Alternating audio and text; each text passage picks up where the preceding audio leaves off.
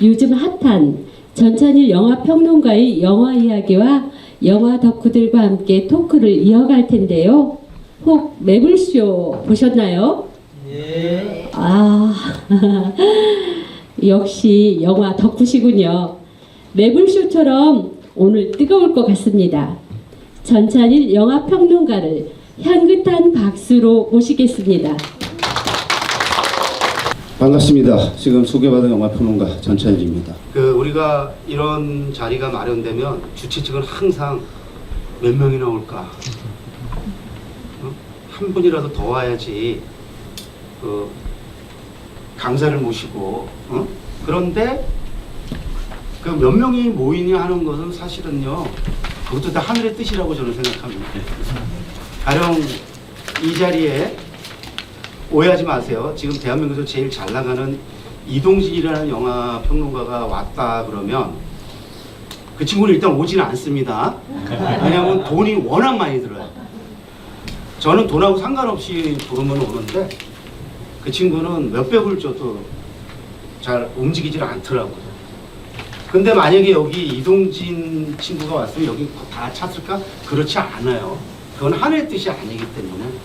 그리고 또 논산하고의 또 궁합도 맞아야 되고, 그런 점에서 봤을 때 이렇게 많은 분이 오신 거는 제가 행운아구나라는 생각을 하게 됩니다. 하여튼 반갑고요. 저는 여기 한 30분 되면은 이 30분을 300명, 3000명으로 생각하고 저는 합니다. 가령 3명일 경우도 그 3명을 30명이라고 생각하고 하는, 그렇게 살아온 사람입니다. 그리고 사실 살다 보니까 이렇게 논산에서 이런 특강을 하게 될 줄은 몰랐는데, 이 특강이 그냥 이루어진 건 아니고, 아시다시피 여기 아무나 올 수 없는 거 아시잖아요. 여기 일반적으로는 그냥 못 내려옵니다. 영화평론가가 여기 쓰는 것 자체가 엄청난 지금 그 기회가 주어진 건데, 아시다시피 제가 탄생이라는 영화를 작년 11월 30일 개봉한 탄생이라는 영화를 VIP 시사에서 보면서 그 영화를 계기로 인생 자체가 지금 바뀌고 있는 중입니다. 여러분은 탄생을 영화 한 편으로 보실지 모르지만 제가 태어나서 한 5년 정도 영화를 보아온 걸로 기억을 하는데, 초등학교 저학년 때부터 영화를 봐왔습니다. 뭐 몇 편을 봤을지 모르는데 한 2만 편은 봐지 않았을까? 2만 편 봤다고 치면 2만 편의 영화 중에서 제 인생을 이렇게 그 뿌리채 뒤흔든 영화는 탄생밖에 없어요. 제가 영화 역사에서 제일 좋아하는 영화는 1939년에 만들어진 프랑스 영화인 게임의 규칙이라는 영화고, 한국 영화 중에서는 봉준호 감독의 기생충 이런 영화를 좋아합니다. 정말 좋아합니다. 그리고 영화적으로 좋아하는 영화야 참 많죠. 그런데 어떤 영화도 제 인생을 뿌리채 뒤흔들고 바꾼 영화는 없어요. 저는요, 지금 제 삶의 사표가, 저의 멘토가 김대건 신부예요. 저는 개신교 안수 집사입니다. 교회 안 나가는. 개신교 안수 집사예요. 천주교를 극혐했던 사람입니다. 왜? 아동 성추행 관련된 기사 신부들 나오고, 그리고 제국주의 선봉이 천주교고, 그래서 그런 생각을 하고 살아온 사람이에요. 근데 탄생 보면서 그냥 조선 최초의 신부인 줄 알았던 김대건 신부가 조선 최초의 신부이기 전에 이러한 위대한 청년이었고 위대한 인간이었고, 제가 그 김대건 신부보다 4배나 더 살았다는 게 부끄러워서요. 저 인생을 그럼 앞으로 남은 삶, 10년을 살지, 1년을 살지, 20년을 살지, 아까 우리 오 선생님께서 저한테 덕담에서 50년, 그게 덕담인지 악담인지 모르겠는데, 한 50년을 말씀하시는데, 몇 년을 살든 간에 관계없이 내가 과거에 살지 못한, 그렇다고 김대건 신부처럼 살 수는 없지만, 그 김대건 신부의 어떤 정신 같은 건, 모험정신. 모험정신이죠. 주어진 대로 사는 것이 아니고 본인이 개척해 나가는. 사실 제가 이제 늘 이런 말을 합니다. 자의식은 초등학교 3학년 때 생겼다. 초등학교 3학년 10살 때 이제 자의식이 생겼고, 그 이후에 내가 어떻게 살아야지라는 설계를 하는데, 그 설계가 완성된 거는 중학교 2학년 때입니다. 중학교 2학년 때 헤르만 헤세의 그 소설을 5권을 읽습니다. 그 중에 하나가 데미안이고요. 남들은 전부 데미안의 깊은 감명을 받을 때 저는 데미안보다는 지화사랑이라고 알려진 나르시스 운트 골드무트라는 그 소설에 일생일대 영향을 받습니다. 시탈타, 황야의 일이, 수레바퀴 아래서 그 중학교 2학년 때 그 5권의 소설을 읽으면서 버거운, 감당하기 쉽지 않은 그 소설들을 읽고, 그 다음에 도스토옙스키의 죄악을 읽으면서 제 가치관이 그때 다 형성됩니다. 첫 번째, 안주하지 않는 삶이었습니다. 그래서 이렇게 고생을 죽도록 하면서 피해 다니는 삶을 살아온 거예요. 와이프는 제가 자랑이 아니고 하다 보니까 제주도에서 운 좋아서 서울대학교를 들어갔는데, 인문대 원에서 간 겁니다. 저 서울법대나 경영대나 이런 데 못 가서 인문대 간 건 아니고, 어려서부터 인문대나 아니면 사범대, 교육학과라든지 아니면 문학을 전공할 생각을 했기 때문에 딱 그거만 공부를 했습니다. 아주 공부를 잘한 건 아니고 그만큼만 공부를 해가지고 종로학원에서 1년 재수하고, 그 다음에 이제 어떻게 운 좋아서 서울대를 들어가서 2학년 때 도고동문학과를 선택을 했는데, 나중에 선택을 하고 보니까 제가 헬스에 감동을 받아서 동문학을 선택한 건 아니고요. 선택하고 보니까 제가 제 인생을 결정지은 게 헬스의 소설이었고, 그래서 참 이건 재미나다. 내가 헬스에 감동받아서 동문학과를 선택한 건 아닌데. 그러니까 결국에 그 동문학적인 그런 사유를 하게 되더라고요. 제가 늘 얘기합니다. 불문학과 동문학의 차이는 뭐냐? 불문학 나오신 분 기분 나빠하지 마시고 오해하지 마시고 제가 그냥 해석하는 겁니다. 불문학은 하나를 알면 열을 아는 것처럼 뻥을 까고, 동문학은 열을 아는데도 하나만 아는 것처럼 그렇게. 그래서 사람들은 저를 전부 불문학 나온 줄 압니다. 제가 좀 뻥이 세거든요. 제가 뻥이 세가지고 제가 하면은 동문학 나온 게 아니라 불문학 나온 줄 압니다. 겉으로는 불문학처럼 하지만 내면은 철저하게 동문학이에요. 신중이에요, 신중. 그래서 저기 아까 우리 조금 전에 만난 오 선생님께서 저보러 태양인 막 그러시는데, 저 태양인인지 잘 모르겠는데 생각보다 굉장히 신중한 스타일이에요. 또 A형이어서 소심하기도 하고. 그런데 변하는 것 같긴 해요. 이렇게 성장하면서 세상은 그 오지랖을 떤다라는 것이 굉장히 부정적인 의미지만, 너무 자기만 간수하는, 자기만 잘 먹고 잘 살고 자기 가족만 잘 맞고 잘 먹고 잘 살면 된다는 생각이 너무 이렇게 확산되다 보니까 남을 위해서 헌신하는 사람이 점점 줄어들잖아요. 근데 저는 헌신하는 게 아니고 그냥 내가 갖고 있는 그 하나님이 주신 달란트를 조금 써야 되는데, 그걸 쓰기 위해서 오지랖을 좀 떨어야 된다. 왜냐면 가만히 있으면 저 사람이 무슨 생각하는지 모르니까. 그래서 저는 사실은 스스로를 그래서 퍼블릭 오지랖퍼라고 칭하면서 정말 별의별 일을 다 하면서 살아왔습니다. 그러다 보니까 뭐가 안 따르죠? 돈이 안 따르더라고요.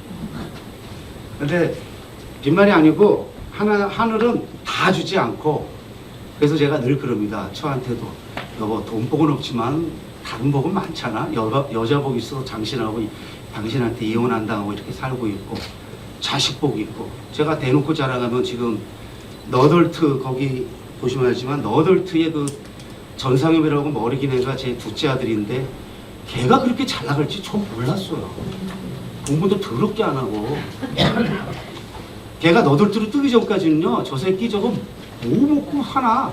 걔가 저 대진대 대학 들어갔을 때요, 오해하지 마세요. 이거 저는 학력 이런 거를 별로 중시하는 사람은 아닌데, 할 수 없이 이렇게 예를 들어서 말씀드리는 거니까 오해하지 마세요. 저희 아들이 저한테 와서 아빠 이 대학을 계속 다녀야 돼? 한 2달 만에. 근데 제가 뭐라고 대답한지 아세요? 네 맘대로 해. 네 맘대로 해. 거기 졸업하나 고졸이나 똑같으니까 네 맘대로 해. 근데 제가 그렇게 말했기 때문에 걔 졸업한 거예요. 그때는 야, 그래도 대학은 나와야지. 저 졸업장이 있어야 되지 않을까 그러면 얘 아마 학교 안 다녔을 거예요. 근데 아버지가, 이 사람 아버지 맞아? 뭐 맘대로 해. 그러니까 저는 맘대로 갑니다. 여기 죄송합니다. 여기 자식들을 저처럼 안 키우시는 분들은 저는 자유방임에 가까울 정도로 책임을 네가 져야 된다. 우리 작은 아들요, 큰 애가 4살 위인데 걔는 아직 안 했어요. 33. 작은 애 올 8월에 결혼한대요. 그래서 내가, 아니 너 결혼하는데 뭐 내가 너 한 푼도 못 테니까 네가 알아서 하든 말든 알아서 해라. 뭐 이러고 있습니다. 저는 그렇게 살아왔고 그렇게 자식하고 지내왔고 모든 사람하고 그렇게 지내왔습니다. 그래서 사실 오늘 여기 와서도요, 여러분 영화 이렇게 봐야 됩니다 이런 말 안 합니다. 안 하고 그냥 영화 이렇게 저는 보니까 참고하실 거 있으면 하세요. 그리고 저한테 영화를 이렇게 봐도 됩니까? 라고 가끔 누군가가 묻곤 하는데 그건 물으실 필요 없어요. 그냥 원하는 대로 보시면 돼요. 그런데 본인이 좀 궁금하면 그래도 영화를 조금 전문적으로 다루는 사람한테 한번 좀 참고 삼아, 어디까지나 참고라고 생각하셔야 됩니다. 그거는 답안이 아닙니다. 모범 답안은 세상에 없다라는 게 제 생각입니다. 제가 아무리 영화를 55년 봐왔고 뭐 2만 편을 봤다고 해서 제가 절대로 아닙니다. 그냥 저는 어디까지나 참고 자료입니다. 그러니까 여러분이 원하는 대로 보시면 돼요. 원하는 대로 보시면 되고 원하는 대로 해석을 하시는데 혹시 자기 해석이 조금 자신이 없다 그러면 다른 사람하고 비교해 보면서 조금 더 좀 더 많은 사람이 수긍하고 함께하는 이런 정도지. 가령 대한민국에서 제일 잘 나가는 이동진이 이 영화 이렇게 봐야 됩니다 그런 말 믿지 마세요. 제가 최진석 선생을 높이 평가하면서도 가끔 조금 의심하는 거는 그 사람이 말하는 게 답이 아니에요. 어떤 누구가 말하는 게 답이 아니라는 거죠. 심지어는 여기 김홍신 문학관이지만 김홍신 선생님이 얘기하는 게 정답입니까? 아니에요. 김홍신 선생님은 하나의 레퍼런스입니다. 아주 좋은 레퍼런스예요. 근데 김홍신 선생님은 제가 보니까 참고할 게 무지 많은 레퍼런스를 갖고 있는 분인 건 맞아요. 저보다 한 최소 10배에서 한 100배 정도는. 그리고 저는 김홍신 선생님을 탄생 특별 시사에서 만나기 전까지는 한 번도 김홍신이라는 작가에 대해서 진지하게 고민해 본 적이 없는 사람이에요. 근데 저는 에티튜드를 보고 표정을 보는 사람인데 단생의 특별 상영관에서 같이 영화를 보고 만나서 이렇게 대화를 나누는데 그분한테 완전히 제가 빠진 거예요. 그분의 표정과 그분의 이렇게 말하는 태도에. 왜냐면 그분이 볼 때 저 같은 한참 10수년 연하인 영화평론가라는 사람이 뭐 이렇게 대수롭게 보이겠어요? 그런데 굉장히 딱 예우를 하시면서 인정할 거 인정하시면서 당신이 쓴 글 중에서 이런 거는 굉장히 나랑 상당히 공감이 가더라. 제가 그걸 듣고 깜짝 놀랐어요. 이렇게 볼 때 연배도 저보다 10수년 위고 거의 대가의 경지에 오르신 분이 이렇게 어떻게 보면 그냥 조금 잘난다고 하지만 그냥 평범한 영화평론가한테 그렇게 말씀하시는 걸 들으면서 제가 이분에 대해서 여태까지 이분에 대해서 궁금해하지 않고 이분을 잘 몰랐던 것에 대한 깊은 반성을 하면서 그래서 제가 지난번에 한번 여기 내려왔는데 자러 온 게 아니고요. 이 김홍신 문학관을 불러보고 김홍신 선생님에 대해서 좀 연구도 좀 하고 그러고 싶다는 마음으로 내려왔는데 그것이 오늘 이 특강으로까지 이어진 거죠. 그 자리에서 김홍신 문학관을 만드는데 이제 가장 큰 힘을 보태주신 남상원 회장께서 이 자리를 마련해 주셔가지고 여러분과 이렇게 만난 겁니다. 그래서 이 제목을 영화문학과 사이라고 한 것은 여기가 문학관이니까 아무래도 문학을 고려해야 되고요. 영화평론가지만 저는 인문학, 도구동문학을 전공한 사람이니까 기본적으로 늘 문학과 영화의 관련성에 대해서 깊은 관심을 가지고 있었고 또 연구도 했었고 글도 쓰기도 했었고요. 그래서 우리 여기 준비하시는 분들 이진영 실장을 비롯해서 이분들이 굉장히 열심히 하셔갖고 좋은 제목이 온 거예요. 문학과 영화문학의 사이를 걷다라는 아주 멋진 제목이 나와서 이걸를 택했고요. 특히 저는 사이라는 개념을 좋아하는데 저는 어려서부터 이분법을 굉장히 좀 지양해야 된다 싫어하는 사람이에요. 왜 모든 거를 either A or 이거 아니면 A 아니면 B로 골라야 되느냐? A 아니면 B가 아니고 C도 있고 다른 선택이 있는데, 응? 다른 선택이 있는 데서 그런 문제의식을 아주 어려서부터 갖고 있던 사람입니다. 가령 사람은 감정의 동물이고 이성의 동물이고 뭐 여러 동물인데 왜 이렇게 이성을 중시하면서 마치 우리 잘하면서 그런 말 많이 들었잖아요. 그리고 왜 감정적이냐? 인간이 감정의 동물인데, 응? 마치 이성적인 것은 절대적으로 옳고 감정적인 것은 절대적으로 그런 것처럼 때에 따라서 이성적이고 때에 따라서는 또 감성적인 거고 요구되는 게 있는데 너무 지나치게 이성이나 뭐 지성이나 이런 식의 그 강조를 해온 것이 어릴 때부터 굉장히 못마땅해 했던 사람입니다. 그런데 잘하다 보니까 우리가 이제 세기말 그러면 19세기 말을 얘기합니다만은 20세기 거치고 새로운 밀레니엄이 펼쳐지면서 갑자기 예전에 인기 있었던 니체가 또 부상하고 막 이러면서 그 이성에 비해서 감성의 중요성을 여기저기서 역설하고, 그 다음에 21세기 되면서 가장 중요하게 이제 대두된 용어가 융합이라는 용어거든요. 융합. 여러분, 요거는 좀 이해를 하셔야 돼요. 융합이라는 용어가 그냥 섞는다라는 의미가 아니고요. 융합은 뭐냐면 무관한 것을 결합시켜서 전혀 예상하지 못했던 새로운 결과물을 내는 것, 성취물을 내는 게 융합입니다. 사람들이 말은 융합 그러는데 융합이 뭔지 잘 몰라요. 그래서 아직도 이런 말 하는 사람이 있습니다. 야, 그게 이거하고 무슨 관계가 있다고 그래? 여러분, 융합은요, 다시 말하는데 전혀 무관한 것의 결합을 통해서 새로운 성과를 이뤄내는 게 융합입니다. 그러니까 어디 가서 이런 말씀 하시면 안 돼요. 이거하고 상관이 없는데 왜 이걸 자꾸 섞으려고 그러느냐, 이런 말 하시면 안 돼요, 이제는. 그래서 이제는 여러분 그 MBA 과정, MBA 아시죠? 경영 그 석사 과정, MBA 과정에서 이제는 예술 쪽을 뽑아서 예술과 경영이 같이 가고요. 과학자들이 예술가들과 만나서 같이 이제 뭔가 협력을 하고, 지금은 시대가 그렇게 간 거예요. 저는 그 개념을 사이로 푸는 사람입니다.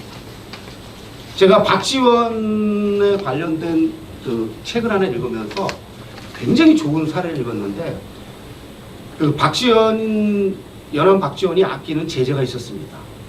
그 연암 박지원이 이제 제자를 누구한텐가 자기 친한 그 어떤 학자한테 보내면서 가서 좀 배우라고 그럽니다. 근데 그분이 딱 제가 이름을 들었는데 지금 기억을 좀 못하니까 양해를 구합니다. 그분이 질문을 냅니다. 물음을 딱 던집니다. 이는 어디서 나오냐? 여러분 이 잘 모르나요? 그렇죠. 어린 분들은 모르겠는데 우리 나이 드신 분들은 어릴 때 이와 함께 살았잖아요. 이렇게 기어다니는 거. 우리가 위세 상태가 좀 안 좋고 그럴 때는요, 늘 이와 함께 살았어요. 이렇게 긁어가면서. 그러니까 지금 40대는 모를 텐데 50대까지는 다 이가 뭔지를 알 텐데, 그 이가 옷에서 나오냐 피부에서 나오냐고 질문한 거예요. 저는 그 답을 알고 있었어요. 사이 개념 뭐냐? 때로는 피부에서 나오고 때로는 옷에서 나올 수 있는데, 이 질문을 받은 제자가 그 답을 끌어내기 위해서 고심하는데 정답을 못 냅니다. 답은 뭐냐? 어떨 때는 피부에서 나오고 어떨 때는 옷에서 나오고, 그거를 사이 개념인데, 저는 그 에피소드를 읽으면서 우리가 서양의 이분법적으로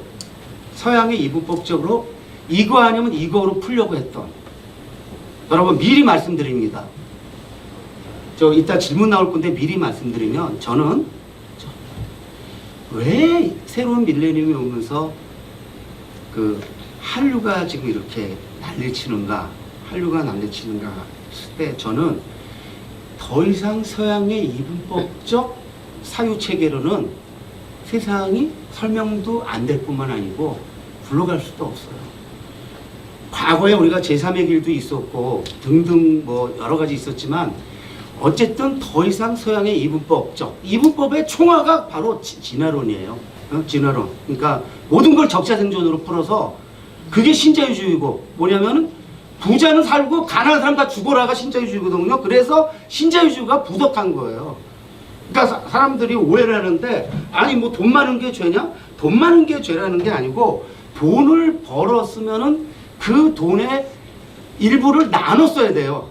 그런데 이 신자유주의는 돈 벌어 쓴 거를 그냥 자주만 써도 누구 하나 그거를 지적하지 않으니까 신자유주의에서 그거를 문제 제기하는 거거든요. 그 지금 신자유주의에 대한 비판이 그래서 나오는 건데, 한류가 지금 한류의 메시지는 뭐예요? 같이 살자예요. 더불어 살자. 잘 먹고 잘 사는데, 잘 먹고 잘 사는데 조금씩 덜어서 같이 나눠서 같이 잘 먹고 같이 살기 위해서 노력하자. 이게 제가 볼 때 한류의 핵심적인 메시지고, 여기서 서양에서 지금 특히 서양에서 서구에서 자기들이 갖고 있었던 게 다 깨지는데, 그거를 영화로 보여준 게 기생충인 겁니다. 그래서 여러분, 기생충은요, 지하와 반지하와 지상 이 세 가지 3계층으로 이루어지는 게 중요한 거예요. 그거를 혹시 두 층으로 보는 사람은 그 영화를 잘못 보는 거예요. 전문가들 중에서도 기생충을 이분법으로 보면서 반지하와 지상만 얘기하거나 이런 경우 있는데, 이 영화는 철저하게 지하와 반지하와 지상을 통해서 세상의 그 이분법적으로 나눠지던 그 구조를 그러니까 세 개의 구조로 나눈 건데, 이 세 개의 구조는 뭐냐면 하나님의 숫자잖아요. 성자와 성령, 우리가 성자와 성신 얘기하는 성부, 성자, 성신. 3은 뭐냐면은 단순한 3이 아니고, 3은 그 3 이상의 수를 갖기 때문에, 그 완전수라고 얘기하기 때문에 3이라는 숫자가 굉장히 중요합니다. 그래서 서양의 이분법이 더 이상 유지될 수 없는, 이것을 한류가 컨텐츠로 지금, 그래서 지금 한류가 되는 거라고 저는 해석합니다. 이것도 참고 자료입니다. 저의 해석에 대해서 동의하지 않으시면 그냥 뭐 무시해도 돼요. 여러분이 계속 이분법적으로 가셔도 되는데, 이분법적으로 가시면 굉장히 곤란한 경우를 많이 겪습니다. 심지어는 이창동 감독의 버닝도 마찬가지입니다. 그 영화도 새 청춘을 통해서 이분법을 깨트리는 영화예요. 그래서 저는 버닝과 기생충은 일란성 쌍둥이다. 버닝을 그렇게 보면요, 버닝은 위대한 영화예요. 근데 그렇게 안 보고 그냥 애들이 나와서 까보네 이러면은 그 영화는 그냥 별거 없는 청춘 영화 같지만은, 이창동 감독이 기생충은 뭐예요? 계층으로 푼 거고요.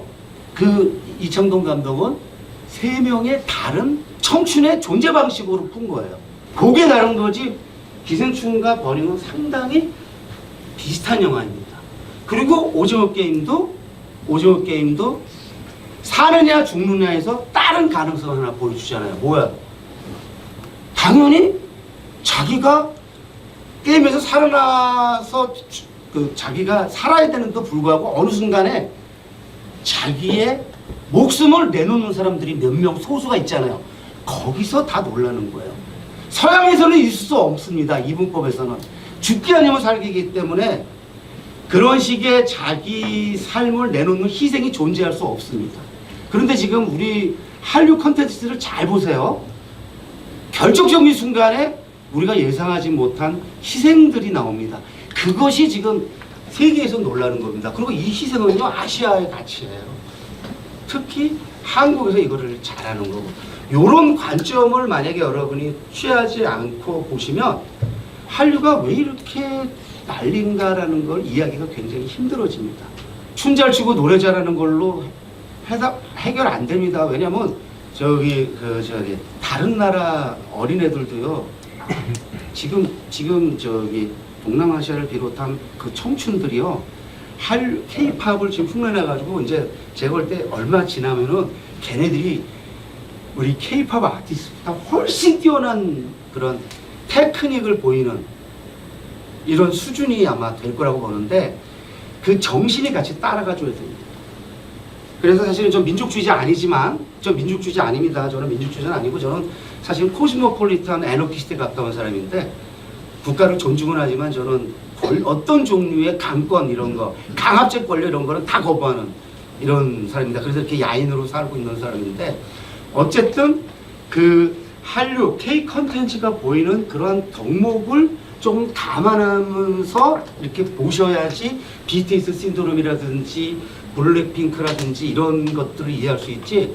그냥 오로지 만약에 그들의 어떤 SNS력 뭐 그다음에 그들의 춤 실력 뭐 이런 것만 봐가지고는 제가 볼 때는 진짜 이해하기 쉽지 않습니다.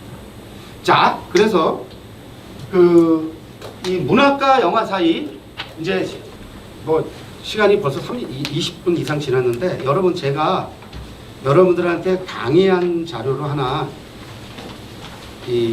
준비해 왔는데 한번 보실래요? 베스트셀러의 영화에 대한 감상. 이 원고는요,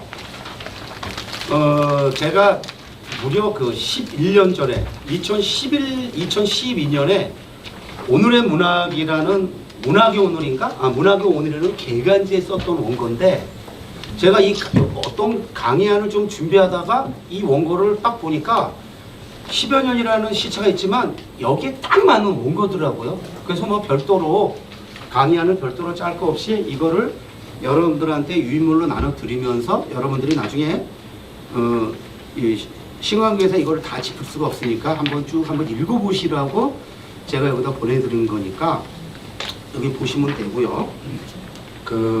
여기 보면요, 저기 4쪽 보실래요? 네, 4쪽 보면 이게 중요합니다. 여기요. 영화가 단독적 오락거리로서 시간적으로 길어지고 또 길어지기 위해서는 무엇보다 문학의 원조를 절대적으로 필요로 했던 것이다라고 나오는데 뭐냐면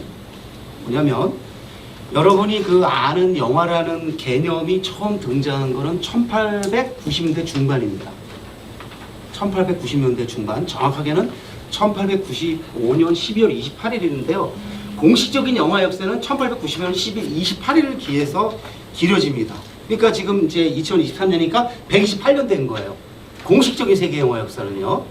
그때 이제 뭐 흔히 잘못 알려졌는데 뭐 기차의 도착이라는 영화가 그거는 근데 그때가 아니고 그건 1896년이고 1895년에 그 상영됐던 영화들 그때 영화들은 뭐냐면은 1분도 채 되지 않았던 움직이는 그림이었습니다. 그래서 활동사진 그런 거예요. 무빙 픽처 이런 말씀을 그냥. 예? 그때는 특별히 이야기적 요소가 필요하지 않았어요. 물론 그때 선보였던 영화에도 이야기적 단초는 있었습니다. 이야기 단초는 있었는데 그때는 그냥 움직인다라는 일루전, 환영을 일으키는 것이 중요했던 거예요. 그래서 1분도 채 되지 않았단 말이에요. 그리고 그때는요, 훗날 영화가 이런 식으로 살아남아서 인기를 끌 거라고 아무도 예상을 못한 거예요. 그런데 그 움직이는 그림에 사람들이 반응을 한 거죠. 그래서 이 사람들도 당황한 거예요. 그러니까 이거 계속 장사가 되네 이렇게 된 거죠. 여러분 처음에 영화가 등장했을 때 이게 무슨 예술 이런 거 아니에요. 예술 이런 것도 아니고 사실은 과학적 호기심 뭐 이런 것들이 더 컸죠. 근데 이게 바로 이게 돈이 된다라는 것이 입증이 되면서 돈이 되니까 그쪽으로 이제 계속 방향을 가다 보니까 영화가 조금 길어져야 될 필요가 있었던 거예요. 자, 처음에 출연한 영화가 1890년대 중반에 1분도 되지 않았습니다. 여러분 지금 요즘 보시는 영화의 일반적인 길이는 장편 극영화 기준으로 보통 2시간 전후잖아요. 2시간 전후, 1시간 반, 2시간 전후. 이렇게 제임스 캐머런처럼 3시간 넘게 하는 사람도 있지만은 일반적으로는 2시간에서 왔다 갔다 합니다. 그건 뭐냐? 저녁에 그 콘서트도 그렇고 뭐 음악 뭐든지 연극도 그렇고 가족이 같이 가서 누구 같이 보면 한 2-3시간 정도. 그래서 영화가 2시간에서 왔다 갔다 하게 된 거예요. 그러면은 1분에서 2시간까지 길어지는 데는 세월이 필요했을 거 아니에요. 그 사이에 조금씩 길어졌을 거 아닙니까? 1분에서 갑자기 2시간 간 게 아니고 뭐 5분 정도, 그러다가 또 15분 정도 뭐 이렇게 길어지면서 한 2시간이 1시간 반, 2시간이 규범으로 되는데 그 규범이 되는 시점이 언제냐? 1910년대를 전후한 시점입니다. 그러니까 1890년대 중반에서 한 5년 정도가 걸리는 거예요. 그때 결정적으로 필요했던 게 뭐예요? 문학과 연극입니다. 그래서 1900년대 후반에는 그 필름 다르, 예술 영화라는 용어가 있었는데, 필름 다르, 아르트, 그러니까 불어의 아르니까 예술 영화가 뭐였느냐? 연극을 2시간 정도 찍어서 이걸 보여주면서 예술이라고 그랬던 거예요. 그래서요, 2002년인가요? 오아시스로 이창동 감독이 베니스에서 감독상을 받으면서 그때 굉장히 그 오해의 소지가 있는 발언을 하죠. 영화는 창부의 자식이야, 이런 말을 합니다. 그래서 그때 좀 시끄러웠어요. 영화가 창부의 자식이다라는 말은 무슨 소리냐?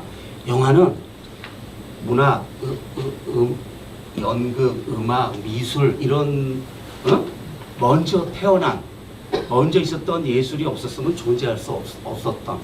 그래서 그거를 창부의 자식이라고 표현했는데, 저는 왜 이창동 감독이 그 말을 했는지를 바로 이해를 했죠. 여러분, 이창동 감독은 문학에서 영화로 넘어온 분이잖아요. 아시죠? 이창동 감독이 그 문학에서 영화로 넘어오기 전에 썼던 그분은 장편을 한 편도 안 쓰고 단편만 냈는데, 녹천에는 똥이 많다고 뭐 하나 뭐죠? 소지죠. 저는 그 소지하고 녹천에는 똥이 많다를 읽으면서 이창동 감독의 문학적 역량이, 저는 대한민국에서 제일 좋아하는 단편이 저는 김승호가 아니고 저는 김훈의 강산무진이었던 사람인데, 지금은 안 좋아합니다. 하얼빈 읽고 전 김훈 작가를 지금 좀 멀리하게 됐습니다. 하얼빈이 좀 문제가 많은, 제가 볼 때 이거는 친일 정도가 아니고 문제가 너무 많은 소설이어서 제가 지금 그 김훈 작가를 좀 멀리하고 있는 중인데, 어쨌든 그 하얼빈을 통해서 제가 마음을 바꾸기 전까지는 김훈 선생의 강산무진을 최고의 단편이라고 여겼던 사람이에요. 제가 제일 좋아하는 이제 한국 근대소설가 박태원 이런 분인데, 봉준호의 외할아버지인. 근데 저는 진짜 김훈 선생의 강산무진 소설 그렇게 좋아했었어요. 화장도 그렇고.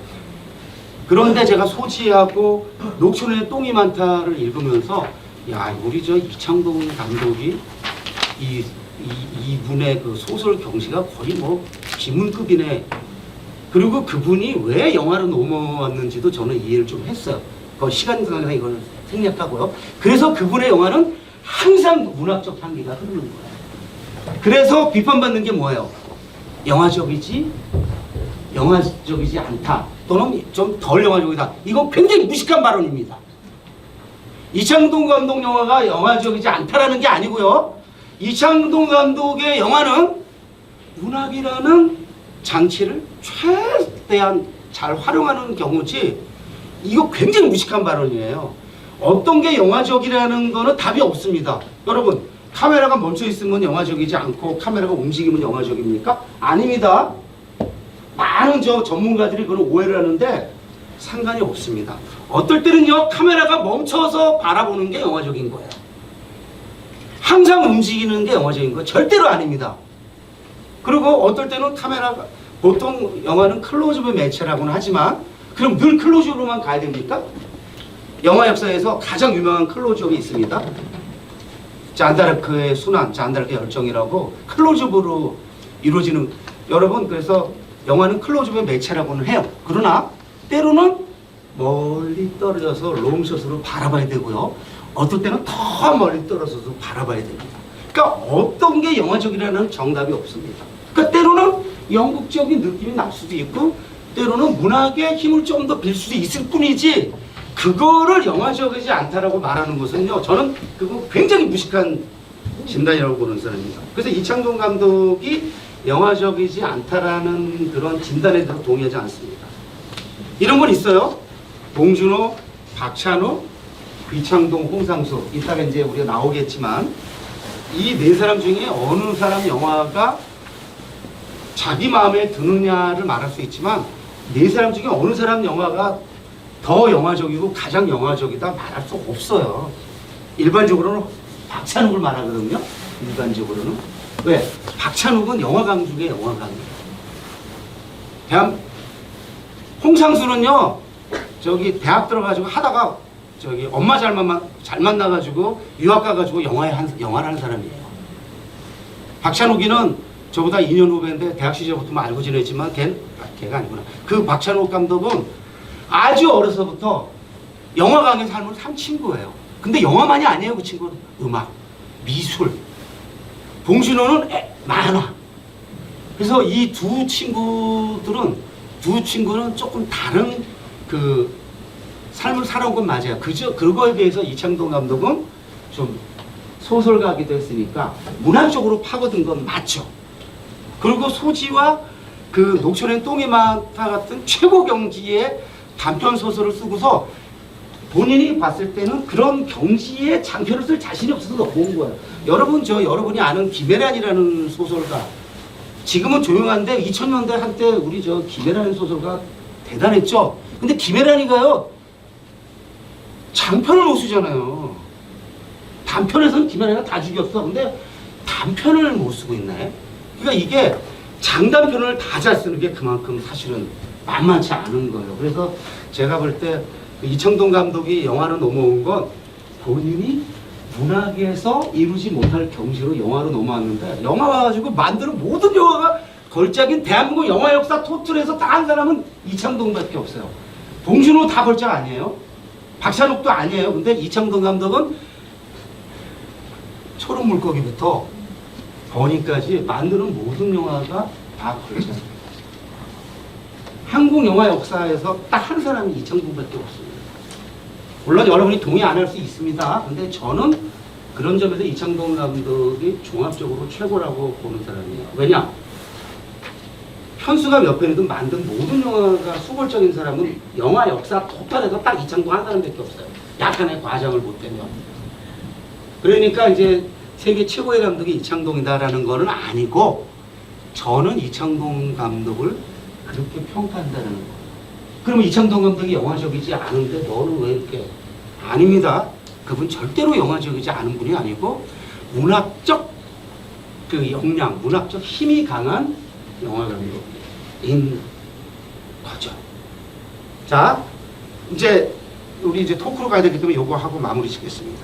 1시간 이상 장편의 대기 훨씬 이전부터 일찌감치, 구체적으로는 1890년대 중반 프랑스 및 미국 등 일부 서구 국가에서 출연한 이래 줄곧 영화는 문학과 더불어 공생해왔다. 그리고 문학만이 아닙니다. 음악과 더불어 미술과 더불어. 여러분, 미술의 구도는 영화의 구도하고 그냥 맞물리잖아요. 그렇잖아요? 영화는 프레임이고 미술은 캔버스고. 그리고 여러분, 음악 없는 영화는, 우리 이창동 감독은 음악을 거의 안 쓰지만 기본적으로 무성 영화 때도 늘 음악은 함께 했습니다. 그래서 원래는 무성 영화가 아닙니다. 무성 영화는 좀 잘못된 표현이고요. 녹음된 사운드가 없는 영화였던 거지. No recorded sound 시네마였지. 영화는 라이브로, 무성 영화 때도 라이브로 음악 연주가 다 따랐습니다. 영화는 늘 자기보다 먼저 태어난 타 분야의 그 예술, 오락거리와 자연분을 빨아먹으면서 그래서 살아온 거야. 그래서 우리가 영화를 비하 표현이 아니고 이게 기생이 났다라는 얘기예요. 기생충이 꼭, 여러분 기생충 없는 존재는 존재할 수 없는 거 아시죠? 항상 기생을 같이 할 수밖에 없는데 그런 존재였다라는 거죠. 그래서 여기 좀 전문 용어가 있는데 요거만 좀 알고 넘어가도록 하겠습니다. 에드니스 포터나 조르주 멜리스 등 영화의 선구자들로부터 그냥 이런 영화의 선구자들 1900년대 초 유명 원작들을 영화하는 데 앞장섰다. 자, 트릭 영화의 아버지 등으로 일컬어진 조르주 멜리스의 기념비적 SF 영화 달세계 여행 1902년입니다. 볼 수 있습니다. 여러분 저기 유튜브 들어가면. 달세계 여행은 80일간의 세계 일주의 작가 줄 베르는 소설 아시죠? 80일간의 세계. 줄 베르는 소설 지구에서 달까지와 타임머신 등으로 저명한 SF 문학의 거방 H.G. 웰즈의 달세계 최초의 인간들 등에서 영감을 받은 것으로 알려졌다. 여기 보면요, 심지어는 그리테의 파우스트가 여기 보면은 바로 그냥 영화적 텍스트로 원전으로 일부 가져와서 영감 받아서, 그리고 그 유명한 톰 아저씨의 오두막집, 엉클 톰스 캐빈, 어릴 때 다 읽는 이런 그런 유명한 장편 소설들이 영화의 원전으로 이미 영화가 출연하자마자 몇 년 안 지나서 다 활용됐다라는 거예요. 그러니까 문학은 영화와 더불어 영화는 문학 없이는 존재할 수 없었던 거죠. 그러니까 우리가 영화를 말할 때는 늘 문학이라는 존재를 큰 염두에 둬야 됩니다. 그래서 우리가 사회적 사고를 해야 됩니다. 영화주의자들은요 가끔 오만한 행동을 하는데 뭐 영화가 최고야. 그 헛소리입니다. 어느 분야가 최고인 게 없습니다. 예를 들면 미술은 미술대로, 음악은 음악대로, 오페라는 오페라대로. 영화주의자들이 그 보이는 가끔 그 오만한 행동은 그거는 무시하면 된다는 거. 자, 그래서 이렇게 하고 이제 우리 같이 토크하면서 나누도록 하기 때문에 요거하고 마무리 짓겠습니다.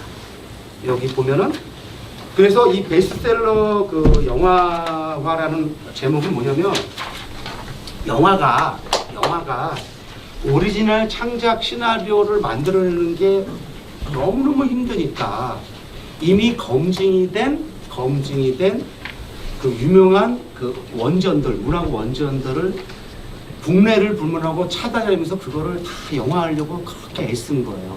그게 사실 영화 역사였는데 성공한 경우가 있고 가장 성공한 게 뭐예요? 바람께 사라지다 같은 경우예요.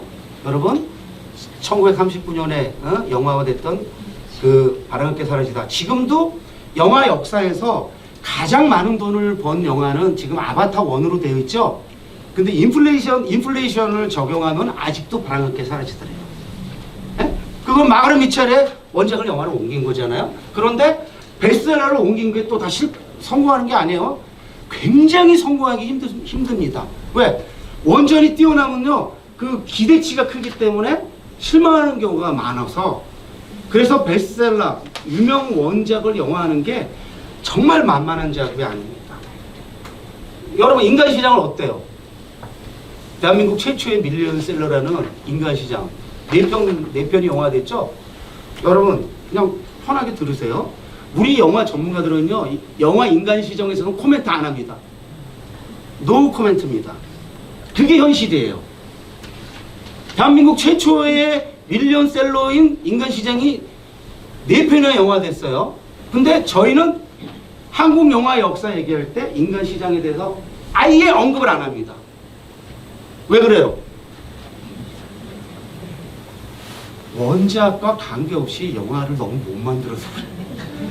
거기 김효청 감독이나 진유영 씨가 저 이 말 들으면 저 죽이겠다 그러지만 이거는 영화 전문가로 하는 얘기예요. 영화가 너무 형편없어요.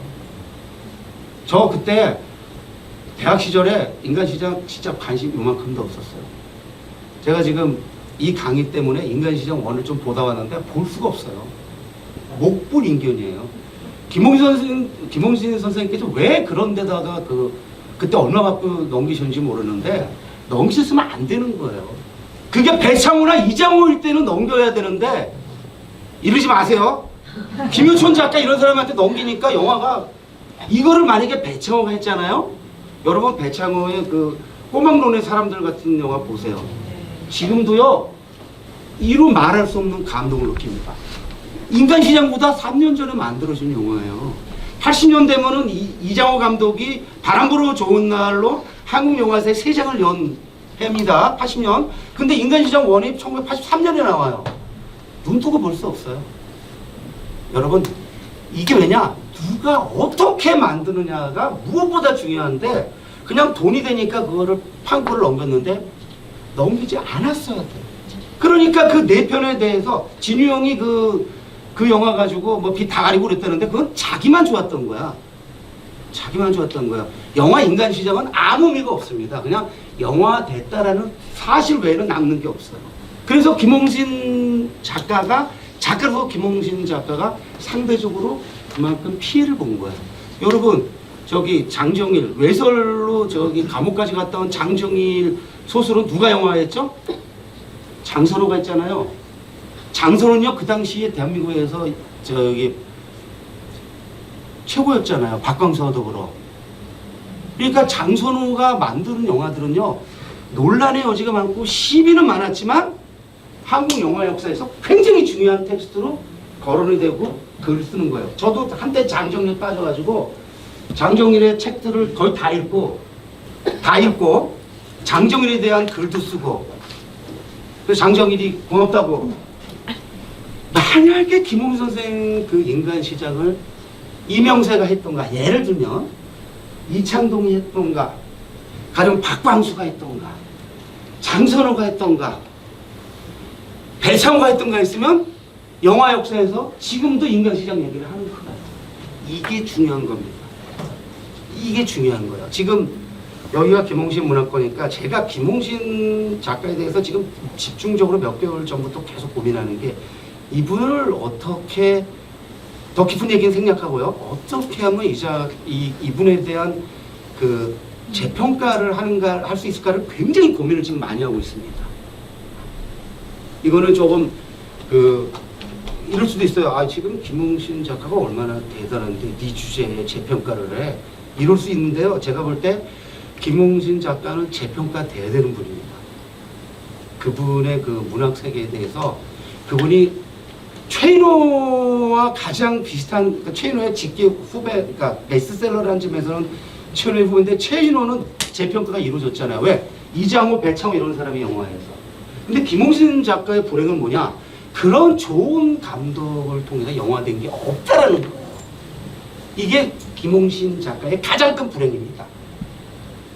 그래서 제가 지금 그거를 어떻게 할 것인가를 계속 고민 중입니다. 제가 볼 때 아마 한 30년 더 사실 거니까 제가 그 20, 30년 사이에 뭔가를 하려고 한 5년에서 10년 내에 뭔가를 하려고, 그래서 사실 여기 지난번에 다녀갔던 거고 여기 강의도 그런 데서 온 건데, 여러분 그런 점에서 그러한 세계적 가능성 있는 작가가 여기 출신이라는 거 여러분이 자부심 느끼셔야 되고, 이제 넘어가기 전에 마지막으로 책 한 권 소개를 하겠습니다. 제가 원래 영상을 2개를 준비했는데 지금 시간 관계상 생략하고요.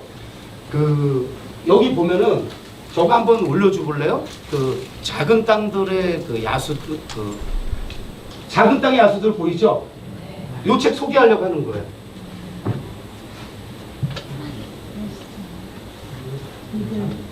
작은 땅의 야수들이라고, 저도 아직 안 읽었는데 요거를 지금 보면서 뭐냐면, 미국인, 지금 여러분 우리는 한일 관계가 좀 굉장히 특별하잖아요. 한일 관계가 특별한데 이 책에 이제 이 서술을 보고 이게 사실이냐, 그래가지고 지금 그 미국의 그 독자들로부터 굉장한 지금 반응이 나오고 있는데, 이게 지금 아마존 베스트셀러 되고, 아마존 베스트셀러고, 지금 작년에 몇 년 전에 나온 빠찡코에 이어서 빠찡코의 바톤이 지금 일로 넘어갔어요. 근데 빠찡코의 그 이민진 작가는 아시죠? 남편이 일본인이에요. 그래서 빠찡코의 작가 이민진은 일본에 대해서 묘사를 할 때 굉장히 거리를 갖고 합니다. 자기 남편이 일본인이기 때문에. 그렇다고 우호적으로 한다는 게 아니고, 하얼빈처럼 메이지 일왕을 동경하고 이런 게 아니고, 이민진이라는 작가는 어쨌든 일본에 대해서 굉장한 거리감을 갖고 가는데, 이 친구는 뭐냐면 자기가 자기 외할아버지가 독립운동을 하셨던 분이에요. 어려서부터 외할아버지 얘기를 듣고 자랐대요.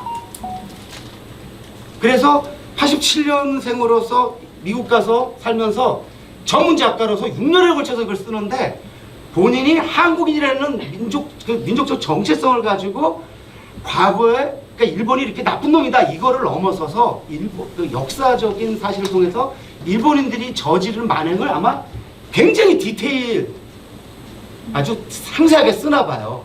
그래가지고 그런 질문을 받는데요. 이게 정말 사실이냐? 그러면서 지금 센세이션이 일으키고 있다는데, 제가 왜 이 책을 소개하느냐? 여러분, 우리나라는 왜 노벨 문학상을 아직 못 받을까? 이 질문을 계속 던지거든요. 이따 우리 또 할 얘기지만, 제가 볼 때 여러분 디아스포라를 생각하면 이제는 한국 외에 사는 동포문화까지 염두에 두면, 저는 이민진이나 김주혜 이 사람들은 유럽 노벨 문학상 후보라고 생각하는 사람이에요. 당장이 아니고 세월이 좀 흐르고 나서, 그 전에 한국 내에 어떤 작가가 누구든 좀 노벨 문학상 나오고 한 번 나오면 그 다음에 물꼬가 튀기 때문에 그 다음에는 조금 기회가 더 빨리 오는 거죠. 뭐냐면은 2019년에 한국 영화 사상 최초로뿐만 아니고 외국어 영화 사상 최초로 아카데미에서 작품상을 받았잖아요. 우리 저 기생충이. 그리고 여러분 저기 칸 영화제가 세계 최고 영화제인데 칸 영화제하고 아카데미를 동시에 정복한 영화는 영화 역사에 딱 두 편인데 그 중에 한 편은 미국 영화예요. 그러니까 미국 영화는 늘 프리미엄이 있기 때문에 미국 영화를 빼면 기생충이 유일한 영화예요. 그렇기 때문에 기생충이 역사에 그 하나의 획을 그은 거예요. 그러면 그 다음에는 제가 볼 때 뭐 몇십 년 안 걸리고 몇 년 내에 어떤 일이 벌어질지 몰라요. 이제 모든 가능성이 열리는 거예요. 모든 가능성이. 그래서 노벨문학상이 한국에서 한번 나오게 되면 그 다음에는 그렇게 오랜 세월이 걸리지 않아서 또 나올 수 있어요. 저기 일본 둘, 미국, 일본 둘, 중국 둘인데 일본은 여러분이 아닌 설국, 그렇죠? 야스나리, 가바테 야스나리, 그다음에 우에겐자부로, 그다음에 중국은 가오싱젠하고 모엔 이렇게 나오는데 항상 요거 잘 들으세요. 항상 일본, 중국 순입니다. 그다음이 한국 순이에요. 영화도 똑같아요. 일본은 1950년대 이미 칸 영화제 황금조사를 받았어요. 1950년대. 그리고 중국이 받는 건 1993년이에요. 몇십 년 뒤. 그 다음에 한국이 2019년에 받는 거예요. 문학도 똑같은 패턴을 받게 돼 있어요. 그러면 뭐냐? 바로 국력이에요. 국력. 그러니까 지금 자금 한류 콘텐츠, K 콘텐츠 한류가 이러기 때문에 이게 5년이냐 10년이냐 3년이냐 그 시기지 이제 이런 맥락 안에서 나오는 거예요. 여러분 작년에 노벨문상 누가 받았죠? 프랑스의 아니 에르노가 받았죠. 80대. 여러분 페미니즘의 시대가 아니면 아니 에르노 못 받는 거예요. 여러분 그거 잘 알으셔야 돼요. 지금은 페미니즘의 시대예요. 지금은 중요한 게 뭐냐? 여성, 인종, 계급 이런 게 다 중요해요. 그러니까 아니 에르노가 그 옛날 같으면은 완전히 이게 소설이야? 이럴 욕을 먹을 소설로 지금 그 소설의 새로운 획을 긋는 게 뭐냐? 아니 에르노 소설은요. 그러니까 우리가 일본에 사소설이 있었는데 완전히 달라요. 자기의 사적 경험을 결합해낸 에세이를 가지고서 소설을 쓰는 사람이 아니 에르노예요. 그래서 개인의 사생활이 어떻게 공공성을 띌 수 있는가를 보여주는 위대한 경우가 지금 아니 에르노인데 이게 작년에 인정받은 거예요. 그래서 앞으로 노벨문학상의 흐름이 바뀝니다. 이렇게 파격적인 경우가 없었어요. 다시 한 번 말씀드리는데 아니 에르노가 받은 건 페미니즘이라는 연장선상에서 받은 거예요. 그래서 이제는 앞으로 2017년에 일본계 영국 소설가의 제가 이름 먹었는데 이렇게 봤잖아요. 이제 앞으로 아시아권이 조금 더 나올 거고 제가 볼 때 모든 게 다 유럽 센트리즘, 유럽 중심이었기 때문에 1901년부터 전부 유럽이잖아요. 근데 몇 명만 이제 나오는데 가끔 아프리카, 남미 이렇게 나왔지만은 아시아 진짜 없었잖아요. 아시아에 딱 4명 있었던 거예요. 일본하고 중국, 그 다음에 이제 일본계 중국, 영국, 그러니까 5명 있었던 거예요. 이제 한국이 언제 나오냐는 이제 시간 문제예요.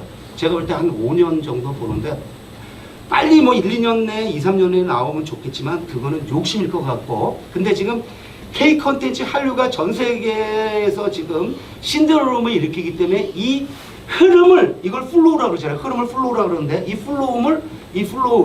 흐름을 어떤 누구도 무시할 수 없습니다.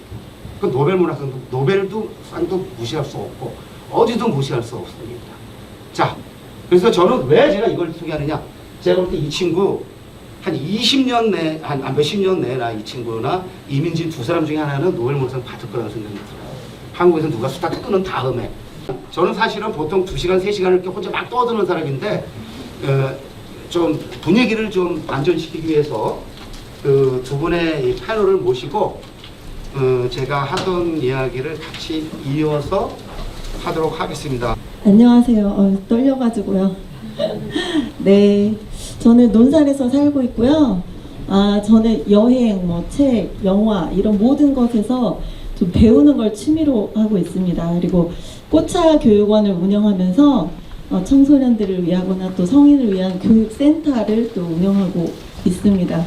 저는 매블쇼 팬이어서 원래 그 강사님을 전부터 꼭 만나고 싶었는데 이런 기회가 있어서 너무 깜짝 놀랐고 행복한 마음으로 달려왔습니다. 반갑습니다.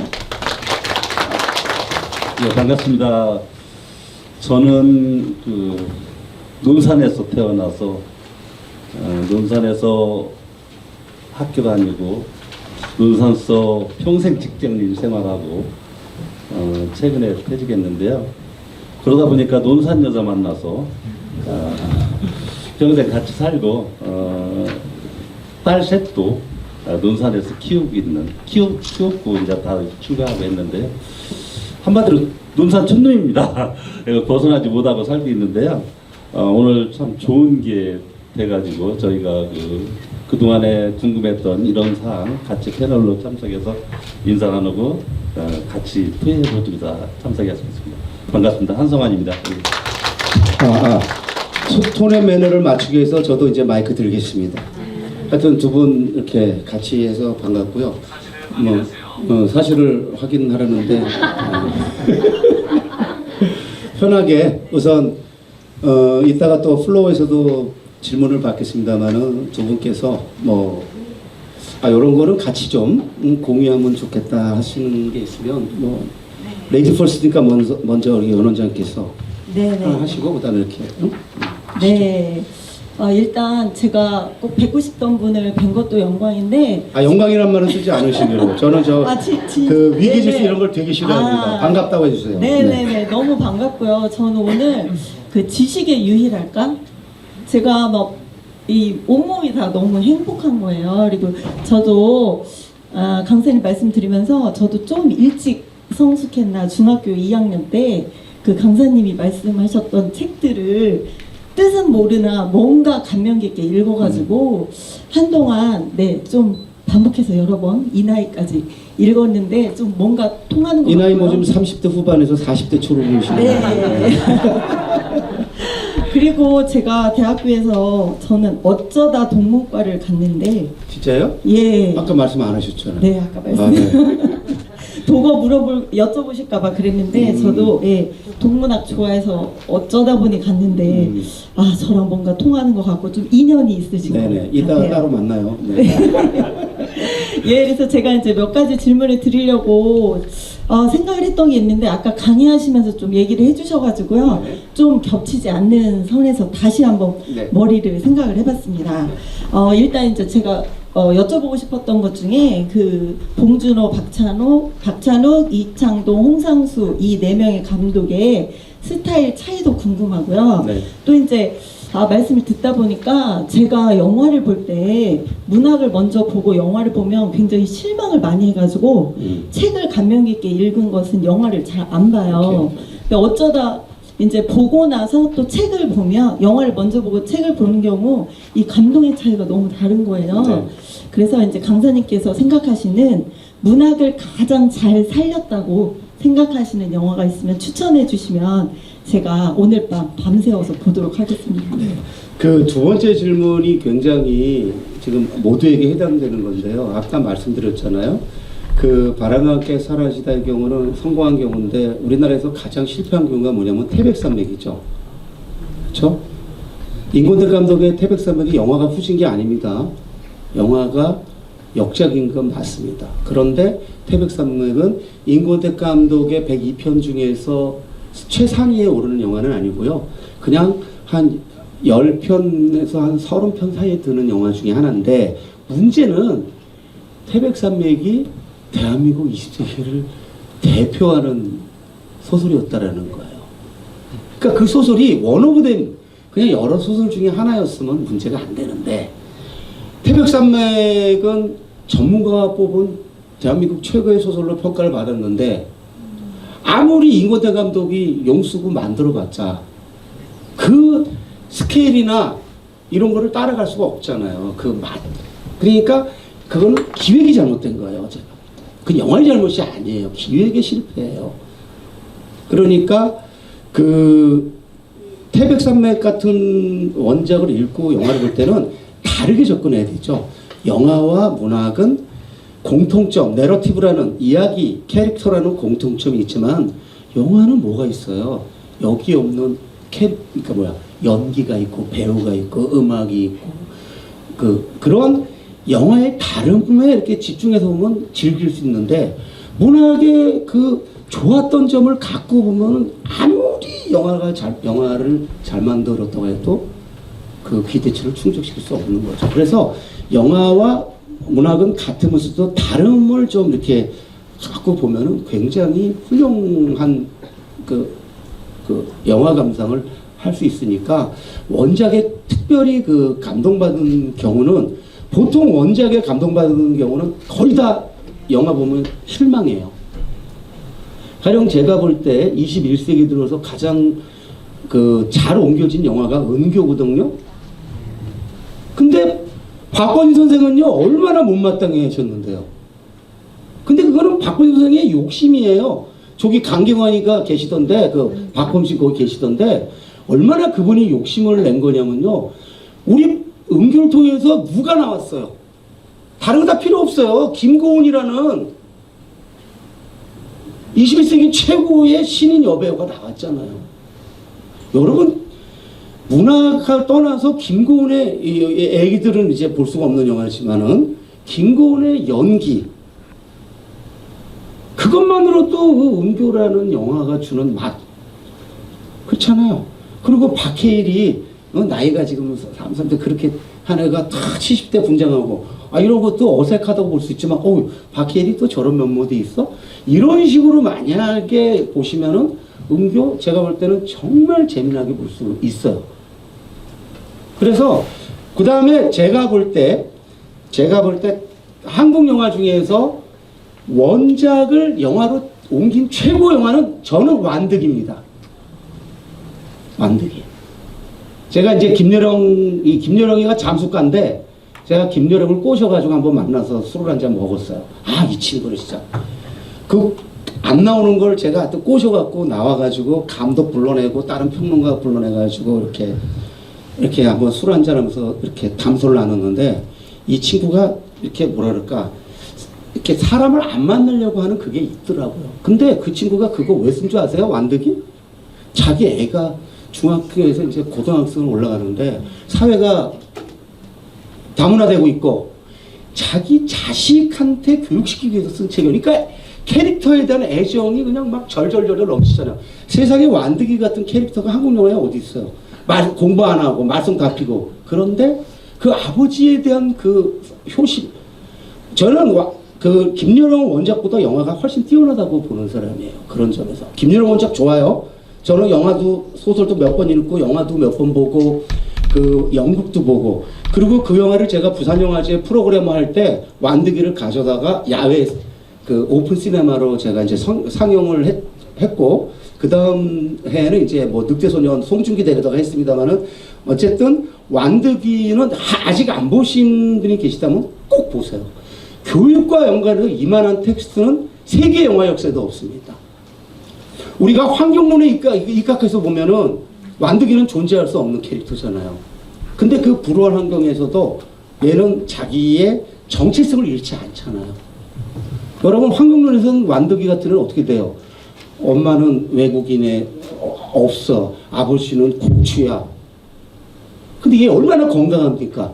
그래서 일각에서 그런 질문이 나온 거예요. 어떻게 이런 캐릭터가 나오냐? 가짜 아니냐? 감독이 뭐라고 하는지 아세요? 자기가 수원에서 살 때 이런 완득이 같은 캐릭터, 이런 경험을 하고 살았다.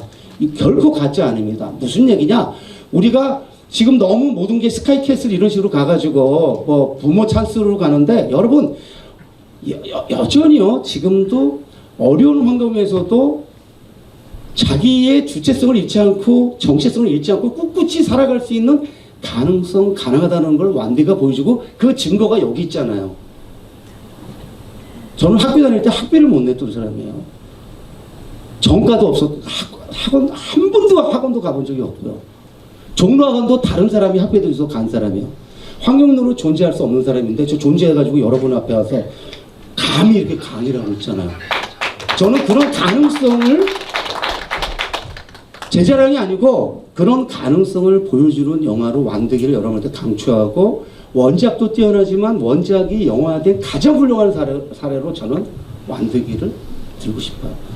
진짜 완득이는 뭐 봉준호나 박찬웅 영화 같은 걸작 수작이 아닐지 모르지만 가치에서는 제가 볼 때 봉준호, 박찬웅 어떤 영화보다 뛰어난 영화예요. 그리고 그런 영화는 뭡니까? 세월과 더불어 계속 그런 영화는 반복적으로 호출됩니다. 저는 그런 영화가 정말 좋은 영화라고 생각해요. 탄생이 그런 영화예요. 탄생은요, 흥행이 안 됐다고 잊혀지는 영화가 아니고 5년, 10년, 20년 지나면서 계속 탄생은 계속 갈수록 위대해지는 영화가 될 거고요. 그 역할을 여기 김홍식 문학관에서 할 거고 저도 할 거고 여러분도 할 거라고 저는 확신합니다. 박흥식이요, 제가 대학 1년 후배여서가 아니고 그 친구가 문학을 전공했기 때문에 쓸 수 있는 시나리오입니다. 탄생은요, 문학의 바탕이 안 된 사람이 쓸 수 없는 시나리오입니다. 그러니까 크게 두 가지가 있습니다. 문학을 바탕으로 하는 시나리오가 있고 그냥 문학과 관계없이 아이디어와 경험과 이런 걸로 나오는 시나리오. 근데 길게 보면요, 그 무게나 의미나 이런 거를 볼 때 문학의 토대가 됐다라는 거는 결정적인 미덕입니다. 저는 이 탄생은 원전은 없어요. 그런데 이 친구가 동문학을 전공하고 독일에 가서 공부하면서 그 공부하면서 쌓은 문학적 역량 하에서 탄생이라는 영화가 나온 거고요. 이거를 만약에 박흥식이 안 만들었으면요, 탄생은요 후진 영화로 나왔을 확률이 많아요. 그냥 모험 영화로 그쳤을 수도 있어요. 그런데 이 탄생은요, 제가 알기로 한 영화가 전기 영화이면서 예를 들면서 역사 영화이면서 종교 영화이면서 해양 영화이면서 휴먼 이런 영화는 없어요. 탄생은 그런 점에서 굉장히 중요하고 제가 볼 때 위대한 영화예요. 근데 저만 이렇게 좋아하기 때문에 제가 좀 조심을 하고 있는데 정말 위대한 영화입니다. 근데 본인은 흥행이 안 되니까 너무 의기소침해 있어. 남 회장님도 뭐 속상해하고 그러는데 한편으로는 또 자부심 느끼시더라고. 아, 이렇게 좋은 영화 만들어서 칭찬 덕담을 많이 듣는다고. 근데 여기 대표하시는 분도 그 회사에 저지만 속은 많이 상하실 거예요. 그런데 세월이 흐르면서요, 이 탄생이 얼마나 위대한 그 족적을 남길지는 앞으로 보시면 돼요. 제가 볼 때 역사로 기록될 겁니다. 탄생은. 그 점에서 논산이 그렇게 그런 역사에 큰 기여를 했다는 것 때문에 여러분이 자랑스러운 날이 제가 볼 때 머지않아 옵니다. 제가 너무 장황하게 가서 죄송한데 이 얘기는 해야 돼가지고 했습니다. 충분히 답됐죠? 네네. 그 다음 이제 우리 또.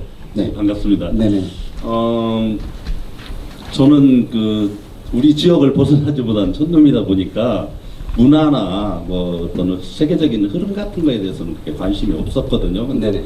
오늘 영화 문화의 평론가이신 선생님을 뵙고 나서 궁금한 사항이 많이 나왔습니다.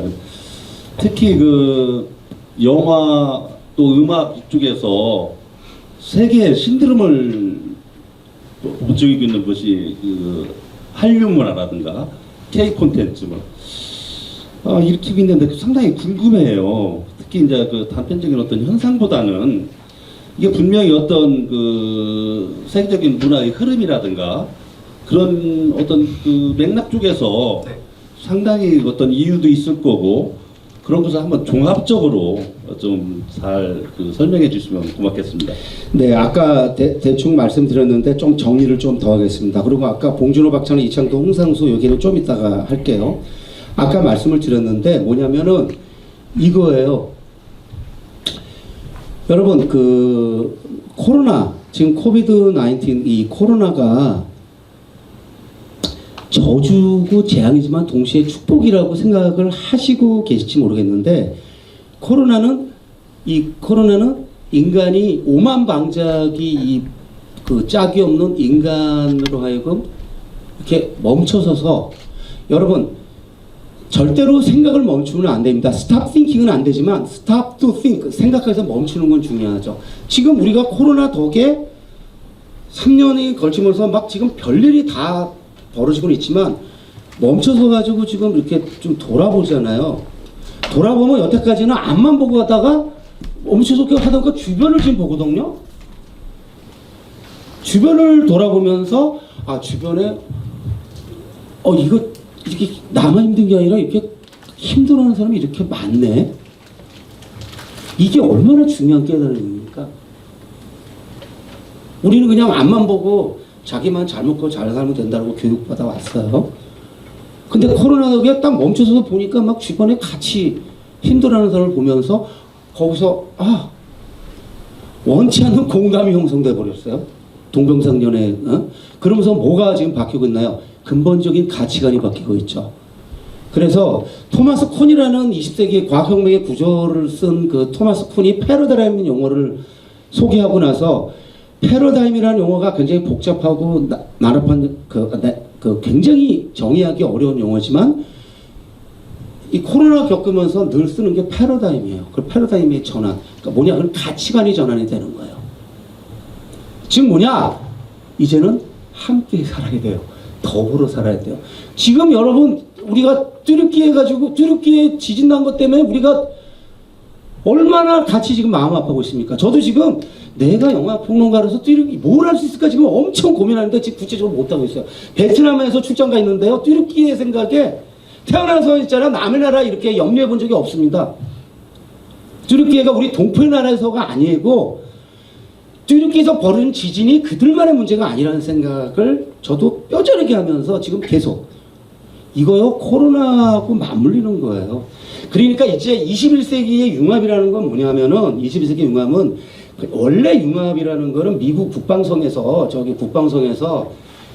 뭐 무기 개발하고 이러려고 나온 개념이긴 하지만은, 이것이 이렇게 좋은 개념으로 확산되면서 가치로 지금 확산되고 있는 거예요.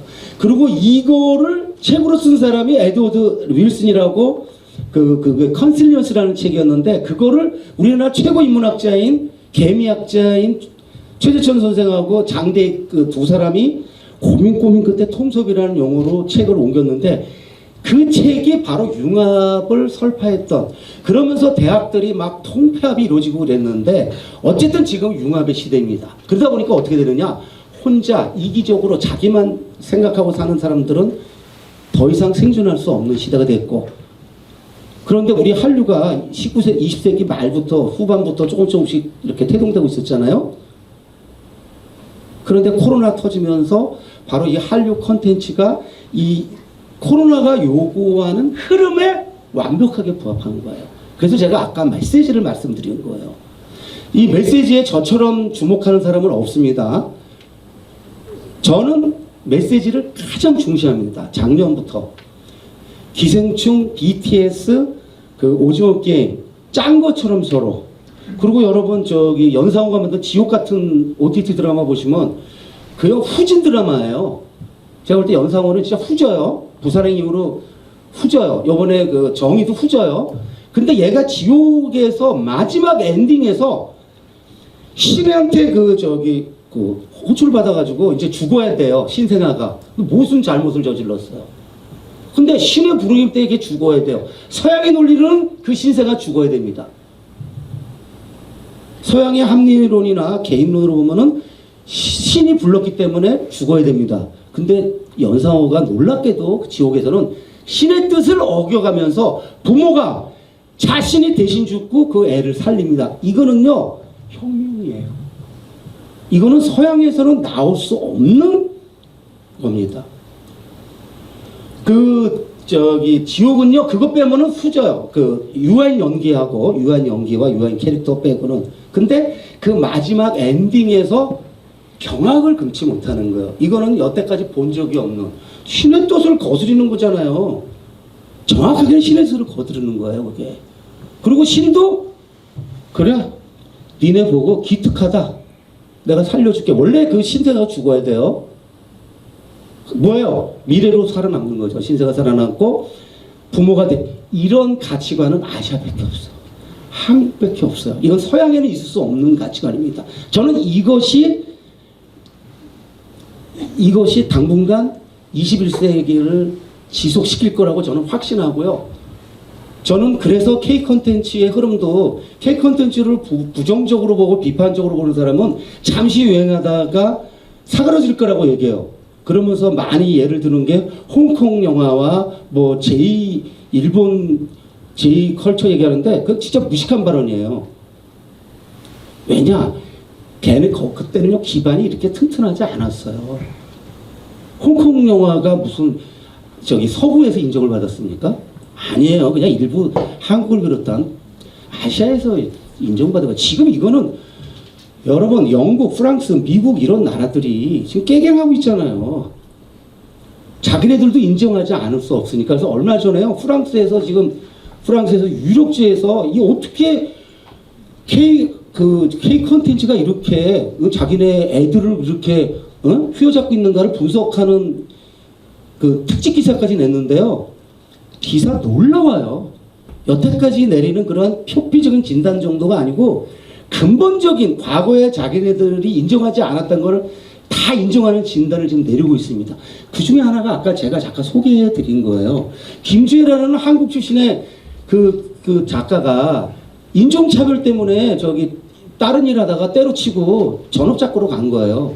어디 뭐 일하다가 하도 차별이 심해가지고 아니 들어도 못할 것 같아갖고 6년 동안을 전업작가로 목숨 걸고 썼는데 이 책이 지금 아마존 베스트셀러 되면서 이제 곧 그 다산북스에서 작년에 그 출판해 냈잖아요.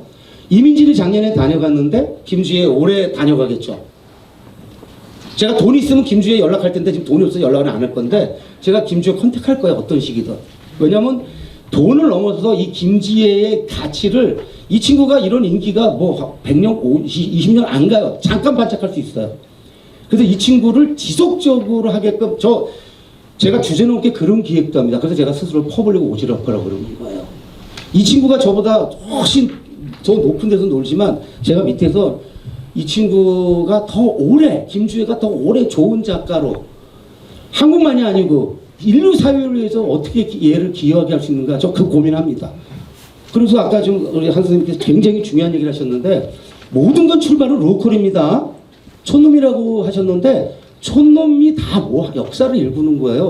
아니 무슨 뭐 김대건 신부가 촌놈이었지 무슨 뭐 어디 여기 당진 촌놈이었잖아요.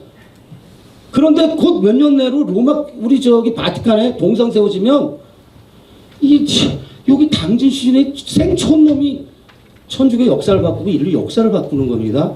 촌놈이 역사를 바꾸는 거야. 대신 거기서 좀 그런 거예요. 글로벌이라는 용어가 좀 남용되고는 있습니다만은 조금 내가 로컬을 넘어서서 조금 다른 가능성을 좀 볼 필요는 있겠다. 그게 글로컬이죠. 그게 글로컬이에요. 그러면 글로벌을 꼭 저기 아프리카 이런 데 볼 필요 없어요. 여기를 벗어나서 좀 경상도, 전라도 이것도 다 글로컬이에요. 나가서 한국을 넘어서서 이웃도 가고. 저는 디아스포라에 빠져 있는 사람입니다.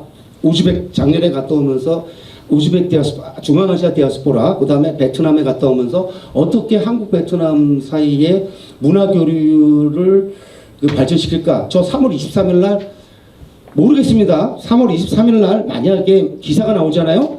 저기 국회에서 한국 베트남 뭐 관련해서 뭐 한배 문화 교육 포럼이 뜨고 또 그 한국 베트남 합작 영화 프로젝트가 발표되고 하면은 제가 위원장입니다. 3월 23일 날 나올지 안 나올지는 제가 내일부터 기획 들어가는데 한 달 동안 이거를 하는데 저 아무것도 가진 게 없어요. 근데 가치 이거 가지고 요번에 제가 그냥 요거까지 말씀드릴게요. 며칠 전에 하노이 1박 2일로 하노이를 출장 갔다 왔는데 한국에만 관광청 대사가 있습니다. 관광청이 있습니다. 한국에만 유일하게 베트남 관광청이 있는데 그 대사를 만나러 갔다 온 거예요.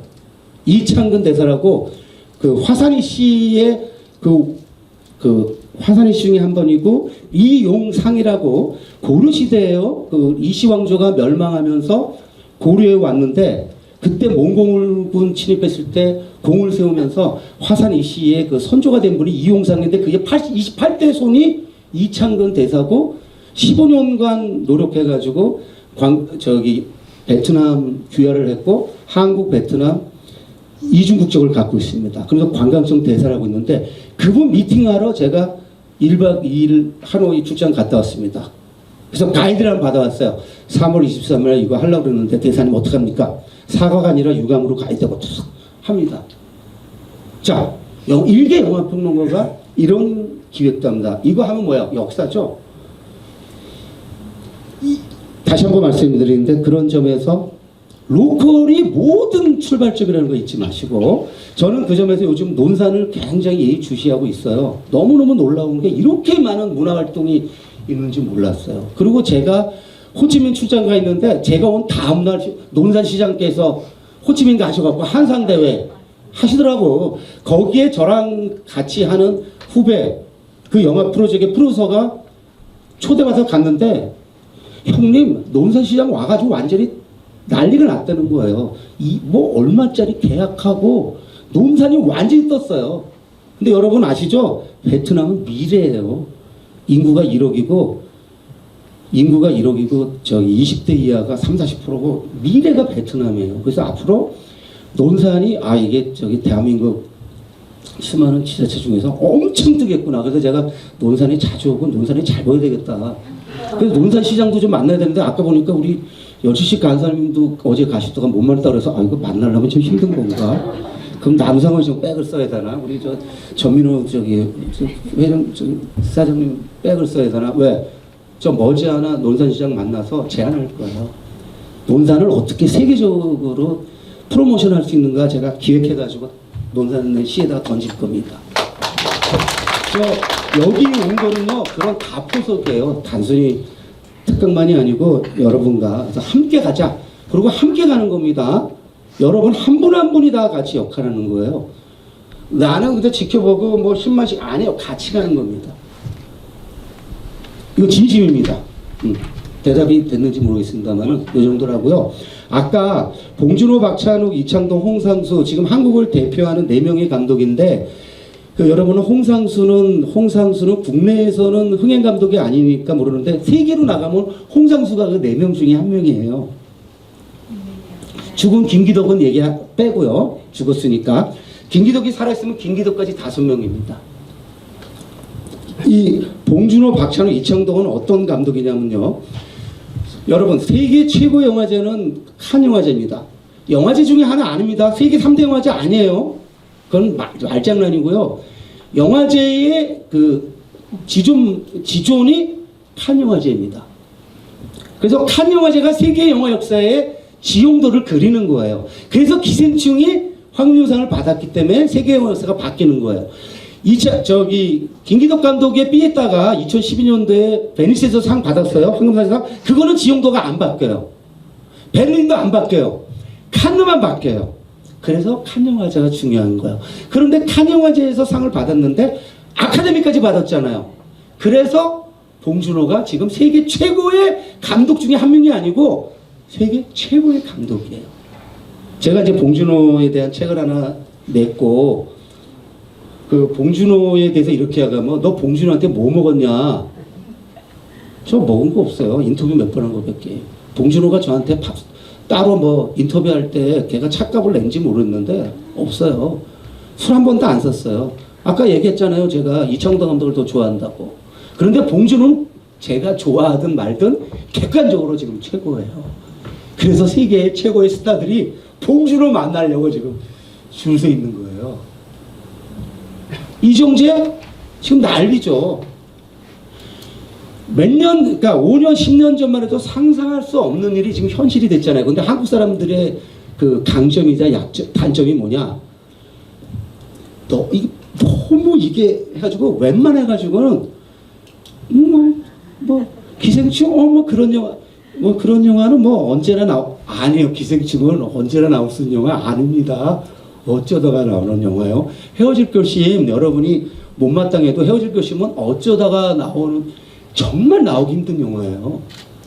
비록 그 영화가 지금 세계 무대에서는 인정을 못 받고 있는데 그 영화만큼 그거는 그들이 무식해서 못하는 거예요. 헤어질 결심은 기생충급 영화예요. 지금 그런 영화를 만드는 3명이 봉준호, 박찬욱, 이창동이에요. 홍상수는 뭐냐? 홍상수는 좋아하는 소수. 다수는 홍상수를 안 좋아합니다. 그래서 홍상수는 칸 영화제에 4번을 경쟁 부문에 초대받아갔는데 한 번도 상을 못 받았어요. 그래서 칸에서 홍상수를 안 부르는 거예요. 왜냐면 여러분 보세요. 불렀는데 상을 받아야지. 이제 영화제도 불렀어. 그럼 심사위원들 상을 줘야 되는데 경쟁을 4번을 불렀는데도 홍상수는 상을 한 번도 못 받았어요. 그러니까 이제 칸 영화제 쪽에서도 홍상수는 이제 그만 불러야 됐구나. 그걸 안 불러요. 그러니까 이때다 해가지고 어디서 가져갔어요. 그래서 베를린 영화제에서 가져간 거예요. 이게 영화제의 정치학이라는 건데, 그런 점을 볼 때 홍상수는 뭐냐면은 그 소수의 열혈 영화강들이 프랑스를 중심으로 해서 홍상수를 제일 좋아합니다. 봉준호, 박찬호, 이창동보다 홍상수를 더 좋아해요. 그래서 지금 프랑스 파리 시네마테크 시네마테크 프랑스즈라고 전 세계에서 가장 좋은 그 시네마테크에서 지금 홍상수 회고전이 지금 돌아가고 있는 거예요. 29편인데 한국에서는 거의 뭐 한 몇천 명, 몇만 명 보는데 거기서는 그러는 거예요. 그래서 이 네 명의 감독은 세계라는 관점에서 보면 지금 현재 한국을 이끌어가고 있는 네 명의 감독입니다. 그러니까 홍상수로 김민희하고 스캔들 때문에 여러분이 못마땅해도 그거는 그의 사생활이고, 그의 영화가 지금 세계 무대에서 프랑스를 중심으로 한 일부 유럽 무대에서 그렇게 최고의 평가를 받고 있다는 정도만 그냥 알고 넘어가시면 되고요. 그 다음에 이제 여기서 제가 중요한 개념을 하나 알려드리겠습니다. 중간 영화, 중간 문학이라는 개념입니다. 원래 강의 때 했어야 되는데 여기 있습니다. 중간 문학, 중간 영화. 이거 머릿속에 넣어놓고 가세요. 뭐냐? 20세기 전까지는요, 베스트셀러는 욕먹었습니다. 그 희장량이 김홍신 작가예요. 그 전이 누구예요? 최인호예요. 근데 최인호는 아까 말씀드렸죠? 이장호하고 배창호라는 한국 영화 역사 80년대, 70년대, 80년대 이끌었던 두 사람이 했기 때문에 최인호는 구제된 거예요. 이런 얘기는 저밖에 안 합니다. 잘난 척이 아니고. 어떤 누구도 이런 얘기를 하지 않습니다. 근데 김홍신 선생은 유감스럽게도 그런 영화 감독이 영화한 게 없어요.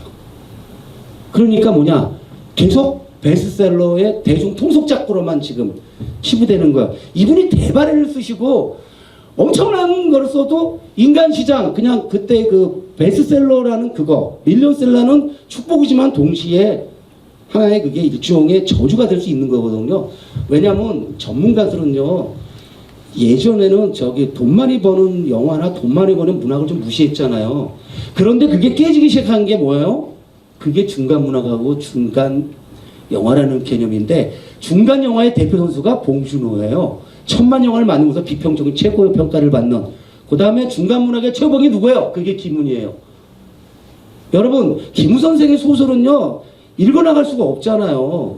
왜냐면 그 사람이 그 베르스트 브레이스트를 알든 모르든 소개 효과를 쓰기 때문에 읽어나갈 수가 없게끔 멈춰서서 이렇게 생각하는 그런 소설 썼는데 100만 부가 나가는 사람 아니에요. 과거에는 있을 수 없었어요.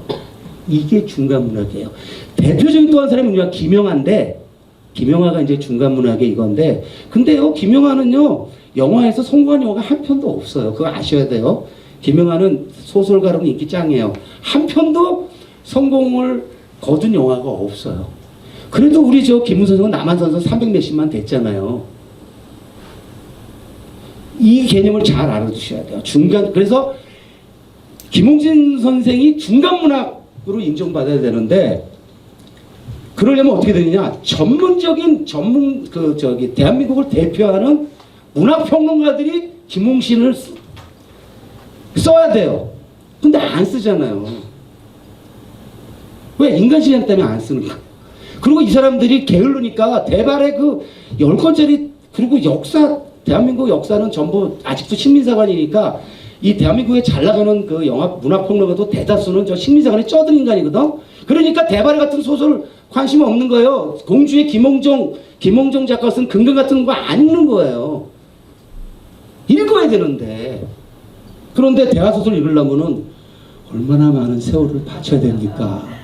제가 지금 그걸 도전하려고 그러는데, 제가 금방 시작했다가 계속 멈추고 있어요. 근데 김홍 선생 이제 대발에 도전하려고 그러는데, 일단 책을 구해야 돼. 그래서 지금 여기를 자꾸 와서 읽어야 되나 지금 이러고 있는 중입니다. 그래서 중간 문학, 중간 영화라는 개념 넣어두시고, 이 4명 얘기하시고, 그 다음에 이렇게 하다 보니까 시간이 꽤 갔기 때문에, 여기 플로어 발언을 받고, 우리 밥 좀 늦게 먹어도 되니까 조금 더 하도록 하겠습니다. 그 플로어에서 질문 받고, 거기 받고 그 다음에 하나씩 더 질문 받고 마무리해 주도록 하겠습니다. 원래 8시 끝나야 되는데 저 진행자의 그 정권을 8시 반으로 하겠습니다. 바쁘신 분은 먼저 가시면 되고요. 주최 측 괜찮죠? 8시 반에. 혹시 플로어에서 발언, 질문이나 뭐 의견도 관계 없습니다. 없으면 이 두 분한테 마이크 넘기겠습니다. 뭐 어떤 질문은 상관없습니다. 영화가 아닌 것도 관계없고요.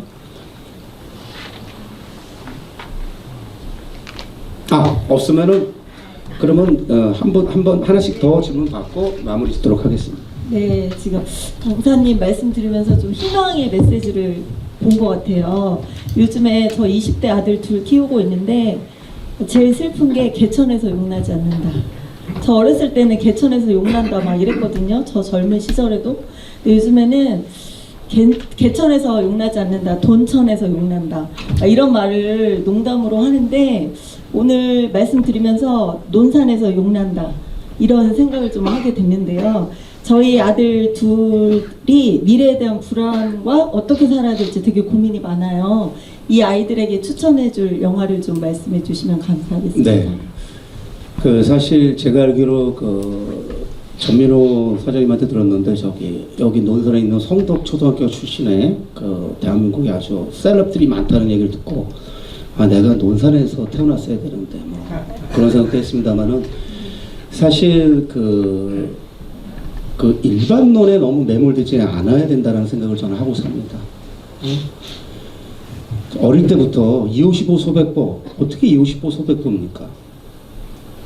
50보 차이가 얼마나 차이가 나는 건데 하나의 차이도 큰 거죠. 저 빈말이 아닙니다. 저는 제가 보니까 이렇게 때 물이 이거밖에 안 남았어 하고 물이 이만큼 남았네 하고 저 이거 되게 중요하다고 여기는 사람이에요. 호남 차별 특히 뭐 이런 얘기하지만 호남에서 얼마나 위대한 인물이 한국 역사는 호남이 갖고 있잖아요. 저는 서울 출신이에요. 아버지가 황해도 옹진이고 놀랍게도 황해도 옹진 우리 김대건 신부하고 연결이 될 수밖에 없더라고요. 우리 저 아까 말씀드린 그 베트남 왕자 이용상이 온 데도 황해도 옹진이에요. 그래서 제가 이렇게 연결이 되는 거예요. 그러니까 하나님이 이렇게 연결을 시키는구나. 저 아버지가 황해도 옹진인데 제가 지금 그 한배 합작 영화 하고 있는 그 이용상 그 리똥 왕자가 신하들 데리고 그 쩌낭조가 이제 그 정권 잡으면서 이유시 왕조를 다 죽이니까 피신 온 거예요. 그래가지고 중국 피해가지고 한국 왔는데 그게 황해도 옹진이에요. 그래서 우리 아버지가 황해도 옹진. 그래서 내가 이건 뭐냐 놀랍지 않습니까? 그리고 우리 탄생법은 우리가 백령도 우리 엄마가 백령도예요. 저는요 그래서 연결이 이렇게 된다라는 거에 대해서 저는 진짜 그래서 제가 진짜 논산하고 지금 연결되고 있으면서 이 논산의 연결이 앞으로 어떤 역사로 나아갈지 모릅니다. 이렇게 말씀하셨는데 사실은 이 영화들을 보면은 저는 희망 고문이라는 용어를 이렇게 들을 때마다 막 희망을 주는 것을 고문이라고 얘기하는데 저는 그 말하는 사람들이나 문제가 있다고 봐요. 여러분 희망을 버리고 살면은 그 끼르깨고르가 얘기한 죽음에 이르는 병이 뭐예요? 제가 살아있는 건 절망하지 않았기 때문에 살아있는 거예요. 그래서 희망은 버리지 않아야 된다고 봤을 때 우선 제일 먼저 떠오르는 영화는 Finding Forrester 같은 영화예요. Finding Forrester라고 아이비리그에서 농구 천재인데 흑인이야 흑인. 예? 근데 얘가 어떻게 하다 보니까 포레스트라는 위대한 작가, 은둔하는 작가하고 이렇게 우정을 맺는데 제가 볼 때 흑인으로서 농구에 재능이 있는 그 친구가 포레스트라는 위대한 작가를 만나면서 어떻게 이 친구의 미래의 삶이 그리고 이 사람도 그 친구의 재능을 보면서 자기의 은둔을 접어요. 그런 점에서 영화는 훌륭하지 않아도 이상한 나라의 수학자 같은 영화도 우리가 참고할 만한 텍스트죠. Finding Forrester. 그리고 이제 제가 정말 추천하고 싶은 영화는 더불어 삶의 가치를 말하는 영화 중에서 켄 로치라고 영국 출신의 지금 80대 노장인데 2016년도 칸 영화제 황금 종려상을 받은 나 다니엘 블레이크라는 영화입니다. 꼭 여러분 보셔야 됩니다. 나 다니엘 블레이크. 60을 나이가 이제 나이가 돼가지고 목수 노동자인데 일할 수가 없게 돼가지고 연금을 받아야 돼. 근데 디지털 시대다 보니까 이게 연금 받기 위해서 그러니까 결국에 못 받아. 제가 그런 사람이거든요. 저는 진짜 디지털에 약한 사람뿐만 아니라 스스로 김홍희 선생님도 그런 말씀을 하셨는데 저는 여전히 아날로그에 대한 그리움을 버리지 않는 사람입니다. 그래서 저는 여전히 영화는 극장에서 봐야 된다고 지금도 주장하는 사람입니다. 그래서 저 코로나 때도 일주일에 평균 한 번꼴씩 그 상영관 한두 명 있는 혼자 가서 보고 그랬어요. 이게 내가 이 극장을 도와주는 길이다라는. 저는 지금도 영화는 극장에서 봐야 된다라고 지금도 주장합니다. 우리 와이프한테 욕먹으면서 저 넷플릭스 영화 안 보려고 그래요. 그거는 저의 신념입니다. 그렇게 봤을 때 나 다니엘 블레이크 그랬는데 더 놀라운 건 뭔지 아세요? 자기가 그러고 있는데 뚝 보니까 어디 한 여자가 있고 애가 있는데 이 사람들이 더 어렵거든. 자기보다. 자기가 그렇게 연금을 받아야 하는 공공 속에서 이들을 도와줍니다. 그러다가 함께 패밀리처럼 살아가는데 끝내 연락이 없는다. 연금 받으러라고. 그때 떠납니다. 저 세상으로. 그래서 저는 그 영화 보면서 비록 가진 게 뭐 별거 없을지 모르지만 한 인간이 얼마나 위대한 가치를 실현할 수 있는가를 보여주는. 그러니까 아무것도 가진 게 없는 사람이에요. 연금 받지 않으면 먹고 살 수도 없는 사람인데 자기보다 더 어려운 사람이 저 그렇게 사는 사람이 생각보다 지금 많아요. 지금 찌르기에 돕는 사람이 돈 많은 사람만 돕나요? 아니에요. 또 저는 그래서 저기 정말 나눔은요 지금 바로 나누는 게 나눔이지 내가 돈 번 다음에 나눈다는 건 나누지 않겠다라는 선언이에요. 제가 영화 하는 사람들한테 그래요. 너네들은 왜 이렇게 이기적이냐. 제가 명령의 김만민 감독한테 그랬어요. 니네들은 그렇게 해서 돈 수백억 벌면은 그 돈 좀 나눠 써야 되지 않냐. 그러니까 김만민이가 저한테 그러더라고. 형님 좀 잠깐 좀 기다려달래. 자기하고 윤주에게는. 그래서 내가 야 100억 벌 때 나누지 않는 사람이 1000억 벌면 나눠? 그런 일은 벌어지지 않는다. 1000억, 100억, 10억, 1000만원, 100만 있을 때 나눠야 되는 거다. 제가 저기 박노희 시인이 하는 나눔 문화에 자랑해서 죄송합니다만은 나눔 문화에 10만 년째 지금 매달 5만 원씩 넣고 있는데 저 현금 서비스 받아서 10몇 년 된 겁니다. 만약에 제가 돈 벌어서 나눈다? 죽을 때까지 아마 못할 수도 있어요. 제가 볼 때 그런 가치를 저는 심어주는 게 필요하다고 봐요. 우리 아들들은요 아빠가 돈 못 벌었다고 저를 굉장히 싫어해요. 그 다음에 내친 김에 저희 작은 아들이 너덜트라고 지금 유튜브 너덜트라고 있습니다. 너덜트 치면 거기 머리 긴 전상엽이 제 작은 아들인데요. 걔가 작년에 진짜 유튜브계의 스타로 떴잖아요. 그래서 제가 걔한테 좀 돈도 얻어쓰고 그러는데 제가 걔 아들 찬스만 바라보고 지금 살고 있어요. 개천에서 용난 정도가 아니고 시궁창에서 난 거예요. 아버지는 태어나서 돈 번 적이 없는 사람이에요. 그 당시에 서울대학교 대학까지 나오고 돈 안 버는 길만 미꾸라지처럼 피해 다니는 사람이에요. 그러니까 그 밑에서 자라니까 애들이 얼마나 스트레스 받았겠어요. 여상 나와서 은행 다닌 와이프가 번 돈으로 살고 저도 그냥 거들었지만 근데 우리 작은 아들이 뭐라는 줄 아세요? 대놓고 자랑하면 아버지를 가장 존경한다. 그래서 나와서 이러잖아요.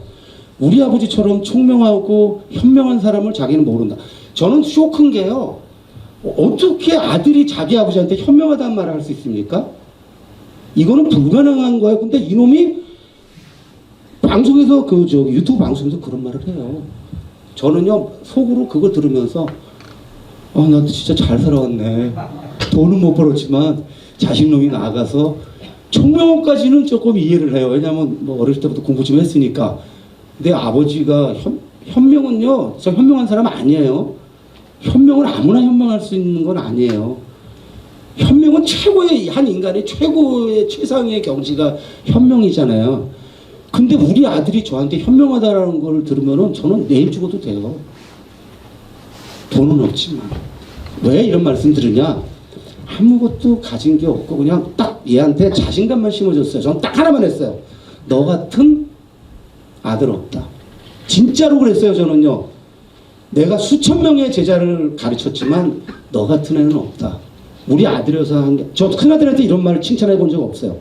근데 얘가 그 그 아버지의 인정과 그 격려가 확실히 힘이 된 건 맞은 거, 그건 것 같아요. 그래서 저는 그거는 좀 말씀드리고 싶어요. 뭐 팔불출로 자랑해서 미안한데 딱 하나 그거였어요. 자신감. 그렇게 자신 없어 하더라고요.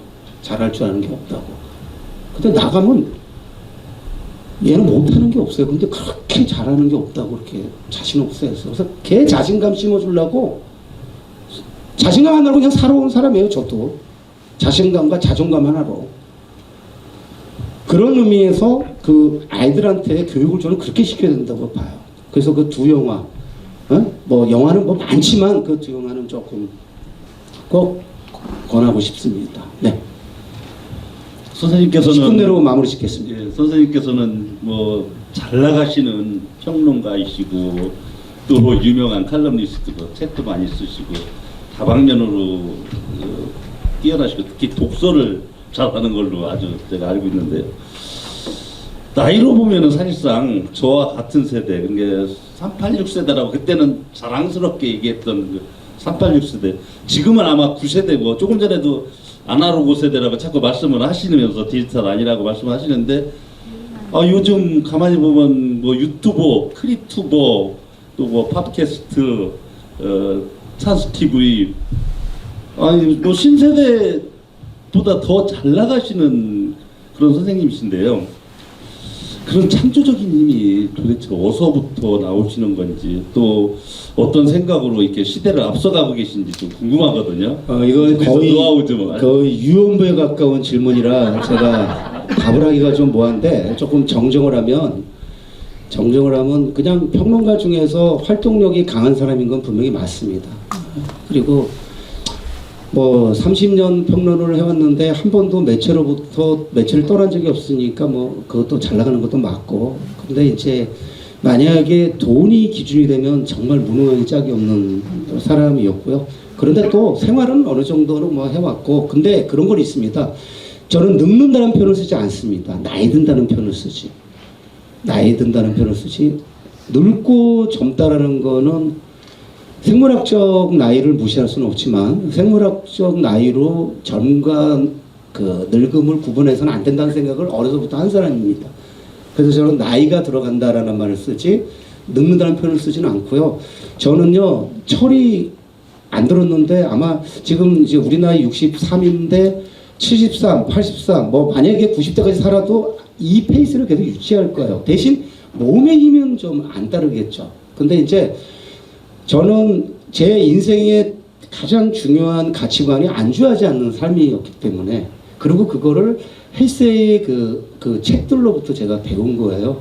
헬세가 1940년에 46년에 노벨문학상을 받고 시상식도 가지 않고 그 1차 세계전이 일어났을 때 남들은, 토마스 만을 포함한 남들은 다 그 전쟁을 지지하는 발언을 할 때 외롭게 반전을 의사를 밝혀서 매국노 취급받고, 그래서 헬세는 저 스위스에 가서 죽어요. 독일 문학에서 헬세를 다루지 않습니다. 왜냐면 헬세는 그런 그 내셔널리스트도 아니었고, 그 사람은 일제감시 세계 동포주의였던 것 같고, 근데 제가 그런 생각을 어려서 이제 그 자기 가족, 나 이런 것에 너무 집착하면 안 된다는 생각. 내친 김에 저희 작은 아들이 너덜트라고 지금 유튜브 너덜트라고 있습니다. 너덜트 치면 거기 머리 긴 전상엽이 제 작은 아들인데요. 걔가 작년에 진짜 유튜브계의 스타로 떴잖아요. 그래서 제가 걔한테 좀 돈도 얻어쓰고 그러는데 제가 걔 아들 찬스만 바라보고 지금 살고 있어요. 개천에서 용난 정도가 아니고 시궁창에서 난 거예요. 아버지는 태어나서 돈 번 적이 없는 사람이에요. 그 당시에 서울대학교 대학까지 나오고 돈 안 버는 길만 미꾸라지처럼 피해 다니는 사람이에요. 그러니까 그 밑에서 자라니까 애들이 얼마나 스트레스 받았겠어요. 여상 나와서 은행 다닌 와이프가 번 돈으로 살고 저도 그냥 거들었지만, 근데 우리 작은 아들이 뭐라는 줄 아세요? 대놓고 자랑하면 아버지를 가장 존경한다. 근데 나와서 이러잖아요. 우리 아버지처럼 총명하고 현명한 사람을 자기는 모른다. 저는 쇼크인 게요. 어떻게 아들이 자기 아버지한테 현명하다는 말을 할 수 있습니까? 이거는 불가능한 거예요. 근데 이놈이 방송에서 유튜브 방송도 그런 말을 해요. 저는요 속으로 그거 들으면서 나도 진짜 잘 살아왔네. 돈은 못 벌었지만 자식놈이 나가서 총명까지는 조금 이해를 해요. 왜냐하면 뭐 어릴 때부터 공부 좀 했으니까. 내 아버지가 현명은요, 저 현명한 사람 아니에요. 현명은 아무나 현명할 수 있는 건 아니에요. 현명은 최고의, 한 인간의 최고의 최상의 경지가 현명이잖아요. 근데 우리 아들이 저한테 현명하다라는 걸 들으면은 저는 내일 죽어도 돼요. 돈은 없지만. 왜 이런 말씀 드리냐? 아무것도 가진 게 없고 그냥 딱 얘한테 자신감만 심어줬어요. 저는 딱 하나만 했어요. 너 같은 아들 없다. 진짜로 그랬어요. 저는요. 내가 수천 명의 제자를 가르쳤지만 너 같은 애는 없다. 우리 아들이어서 한 게, 저 큰아들한테 이런 말을 칭찬해 본 적 없어요. 근데 얘가 그 아버지의 인정과 그 격려가 확실히 힘이 된 건 맞은 거, 그건 것 같아요. 그래서 저는 그거는 좀 말씀드리고 싶어요. 뭐 897로 자랑해서 미안한데 딱 하나 그거였어요. 자신감. 그렇게 자신 없어 하더라고요. 잘할 줄 아는 게 없다고. 근데 나가면 얘는 못하는 게 없어요. 근데 그렇게 잘하는 게 없다고 그렇게 자신 없어 했어. 그래서 걔 자신감 심어주려고 자신감 하나고 그냥 살아온 사람이에요. 저도. 자신감과 자존감 하나로. 그런 의미에서 그 아이들한테 교육을 저는 그렇게 시켜야 된다고 봐요. 그래서 그 두 영화, 뭐 영화는 뭐 많지만 그 두 영화는 조금 꼭 권하고 싶습니다. 네. 선생님께서는 대로 마무리 짓겠습니다. 예, 선생님께서는 뭐 잘 나가시는 평론가이시고 또 유명한 칼럼니스트고 책도 많이 쓰시고 다방면으로 뛰어나시고 특히 독서를 잘하는 걸로 아주 제가 알고 있는데요. 나이로 보면은 사실상 저와 같은 세대, 그러니까 386세대라고 그때는 자랑스럽게 얘기했던 그 386세대, 지금은 아마 9세대고 조금 전에도 아날로그 세대라고 자꾸 말씀을 하시면서 디지털 아니라고 말씀하시는데 요즘 가만히 보면 뭐 유튜버, 크리투버, 또 뭐 팟캐스트, 찬스 TV, 뭐 신세대보다 더 잘 나가시는 그런 선생님이신데요. 그런 창조적인 힘이 도대체 어디서부터 나오시는 건지, 또 어떤 생각으로 이렇게 시대를 앞서가고 계신지 좀 궁금하거든요. 이건 노하우 좀 거의 유언부에 가까운 질문이라 제가 답을 하기가 좀 뭐한데, 조금 정정을 하면 그냥 평론가 중에서 활동력이 강한 사람인 건 분명히 맞습니다. 그리고 뭐 30년 평론을 해왔는데 한 번도 매체를 떠난 적이 없으니까 뭐 그것도 잘 나가는 것도 맞고, 근데 이제 만약에 돈이 기준이 되면 정말 무능하기 짝이 없는 사람이었고요. 그런데 또 생활은 어느 정도로 뭐 해왔고, 근데 그런 건 있습니다. 저는 늙는다는 표현을 쓰지 않습니다. 나이 든다는 표현을 쓰지. 나이 든다는 표현을 쓰지. 늙고 젊다라는 거는 생물학적 나이를 무시할 수는 없지만 생물학적 나이로 젊과 그 늙음을 구분해서는 안 된다는 생각을 어려서부터 한 사람입니다.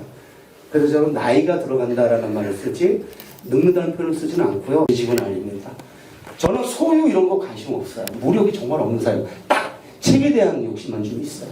독서 많이는 안 하는데 책을 읽기 위해서 노력을 많이 하고요. 그래서 안주하지 않는 삶을 살아야 된다는 게 어려서부터 내 가치였기 때문에 나이 들어도 뭐 계속 그런 거죠. 그리고 저는 아까 영광이란 말을 못 쓰겠는데 저는 모든 관계를 평등한 관계로 보지 히에라르키로 사람을 대하는 적이 없습니다. 20살짜리 제 제자한테도 저는 함부로 안 하고요. 우리 자식들한테도 아버지로서 명령한 적 없어요. 의견을 구하고 그랬지. 그렇기 때문에 저는 그냥 늘 이런 생각을 하고 살아가니까 늘 꿈을 꿔요. 그냥 뭘 하고 싶다. 그리고 아까 얘기했잖아요. 나보다 잘 나가는 베스트셀러 작가인 저 친구를 어떻게 더 이런 생각을 혼자 하고 있고, 김홍신 선생님은 돈을 하도 많이 벌어갖고 아주 이러신 분인데 제가 돈 못 번 내가 이분을 어떻게 더 이런 생각을 하고 주제 파악을 잘 못하는 인간인데 내가 할 수 있는 걸 통해서 그 어떤 누군가를 더 빛나게 하는 것, 이런 생각을 늘 하면서 살아요, 사실은. 그리고 그게 저를 살아가게 하는 동력이고, 그래서 저는 오지랖 떨지 않으면 바로 안 살 거예요. 저 그래서 스스로 퍼블릭 오지랖, 피오라고 하면서. 그래서 제 호가 피오입니다. 피오, 그 퍼블릭 오지랖의 줄임말인데, 피오가 저피 나오예요, 한자가. 유엔미는 오지랖이 아닙니다. 유엔미는 누구나 다 자기와 유엔미인데, 저는 항상 제 3자, 이게 타인이잖아요. 무관한 타인들한테 어떻게. 그래서 저는 제 지향은 인류사입니다. 그래서 아직 아프리카를 못 가서 내년에 아프리카를 가려고 하고 있고, 하다가 그냥 가는 게 제 계획입니다. 네, 너무 장황해서 죄송합니다. 근데 질문이 그렇게 나왔으니까 뭐 안 할 수 없었고, 네. 고맙습니다. 네. 이상하게 뭐 제 얘기를 너무 많이 한 것 같아요. 죄송합니다. 하다 보니까 이렇게 됐고요. 이제 그러면은 이제 더 뭐 질문은 이 정도는 된 것 같고요. 제가 오해를 하지 마시라고 말씀드리는 거는, 너덜트 제 아들 얘기를 한 거는 아무것도 가진 게 없었던 애가 자기의 열정과 의지와 재능과 신념 하나로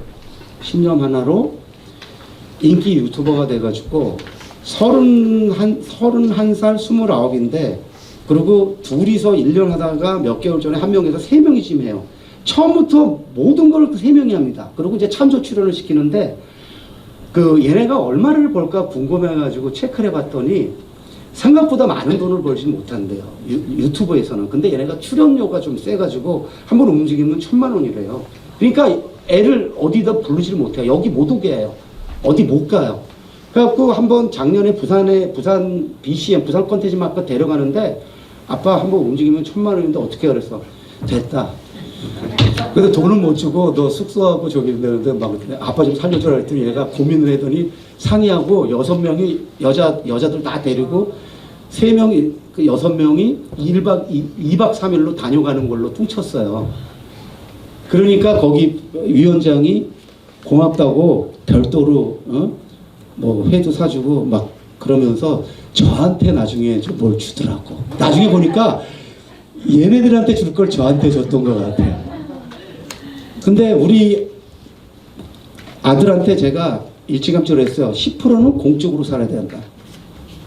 저는 모든 거를 10%는 항상 사회를 위해서 환원해야 된다. 그래서 제가 지금 기획하고 있는 것 중에 I10% 포럼 클럽 이런 건데, 10%는 반드시 사회에 내놓는 거. 저는 11조, 개신교도 안수 집사지만 교회는 하고 싶지 않고 일반 사회, 인류 사회에 하고 싶어서 이거를 지금 우선 한국부터 시작해서 전 세계를 확산시키는 기획을 지금 하고 있습니다. I10% 클럽. 그리고 제가 전국 세계 퍼블릭 오지랖퍼 협회도 지금 결성을 계획하고 있는데, 퍼블릭 오지랖퍼는 지금 전부 저 기다리고 있어요. 언제 하냐고. 자기도 껴달라고. 저는 뭐냐, 서로 이익 공동체로 살아가는 게 제가 제일 원하는 건 이익 공동체입니다. 함께 벌어서 함께 나눠 쓰는 거. 그런 점에서 저는 아마 정치적인 공산주의자는 아니겠지만은 분명히 저는 사회주의자고 공산주의자인 것 같아요. 그런 점에서는 저는 더불어 사는 거에 대한 공동체, 커뮤니티, 예? 우리가 거창하게 베네딕트 앤더슨의 그런 국가로 커뮤니티도 국가 이런 걸 넘어서서 전 진짜 공동체 이런 것에 대한 이런 게 좀 있습니다. 그런데 제가 논산을 오가면서 이 문학관 이런 거에 그 가능성을 조금씩 보고 있어서 여기 굉장히 흥미로운 곳이다. 제가 연구를 좀 하려고 합니다. 진짜예요. 저 논산 연구대상이에요. 제가 볼 때.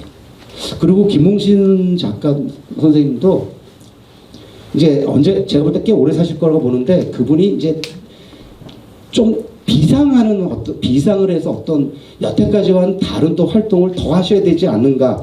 그거에 대해서 제가 생각을 해서 한번 저 선생님 만나면, 선생님 여태까지 이렇게 잘해오셨는데 대한민국 국회 이런 정도가 아니고 좀 세계적인 차원에서 뭔가를 해야 되지 않을까요? 제가 한번 좀 판을 만들겠습니다. 이런 생각도 좀 솔직히 저는 주제넘게 하고 있습니다. 자, 이 정도로 하고, 오늘 너무 거창해 갔나요? 하여튼 고맙습니다. 더 이상 이제 질문이 없으니까 이걸로 마치겠습니다. 30분 넘은 거에 대해서는 주최 측에 대해서 뭐 죄송함을 전하고 함께 해주셔서 감사했습니다. 또 불러주시면 또 오겠습니다. 고맙습니다.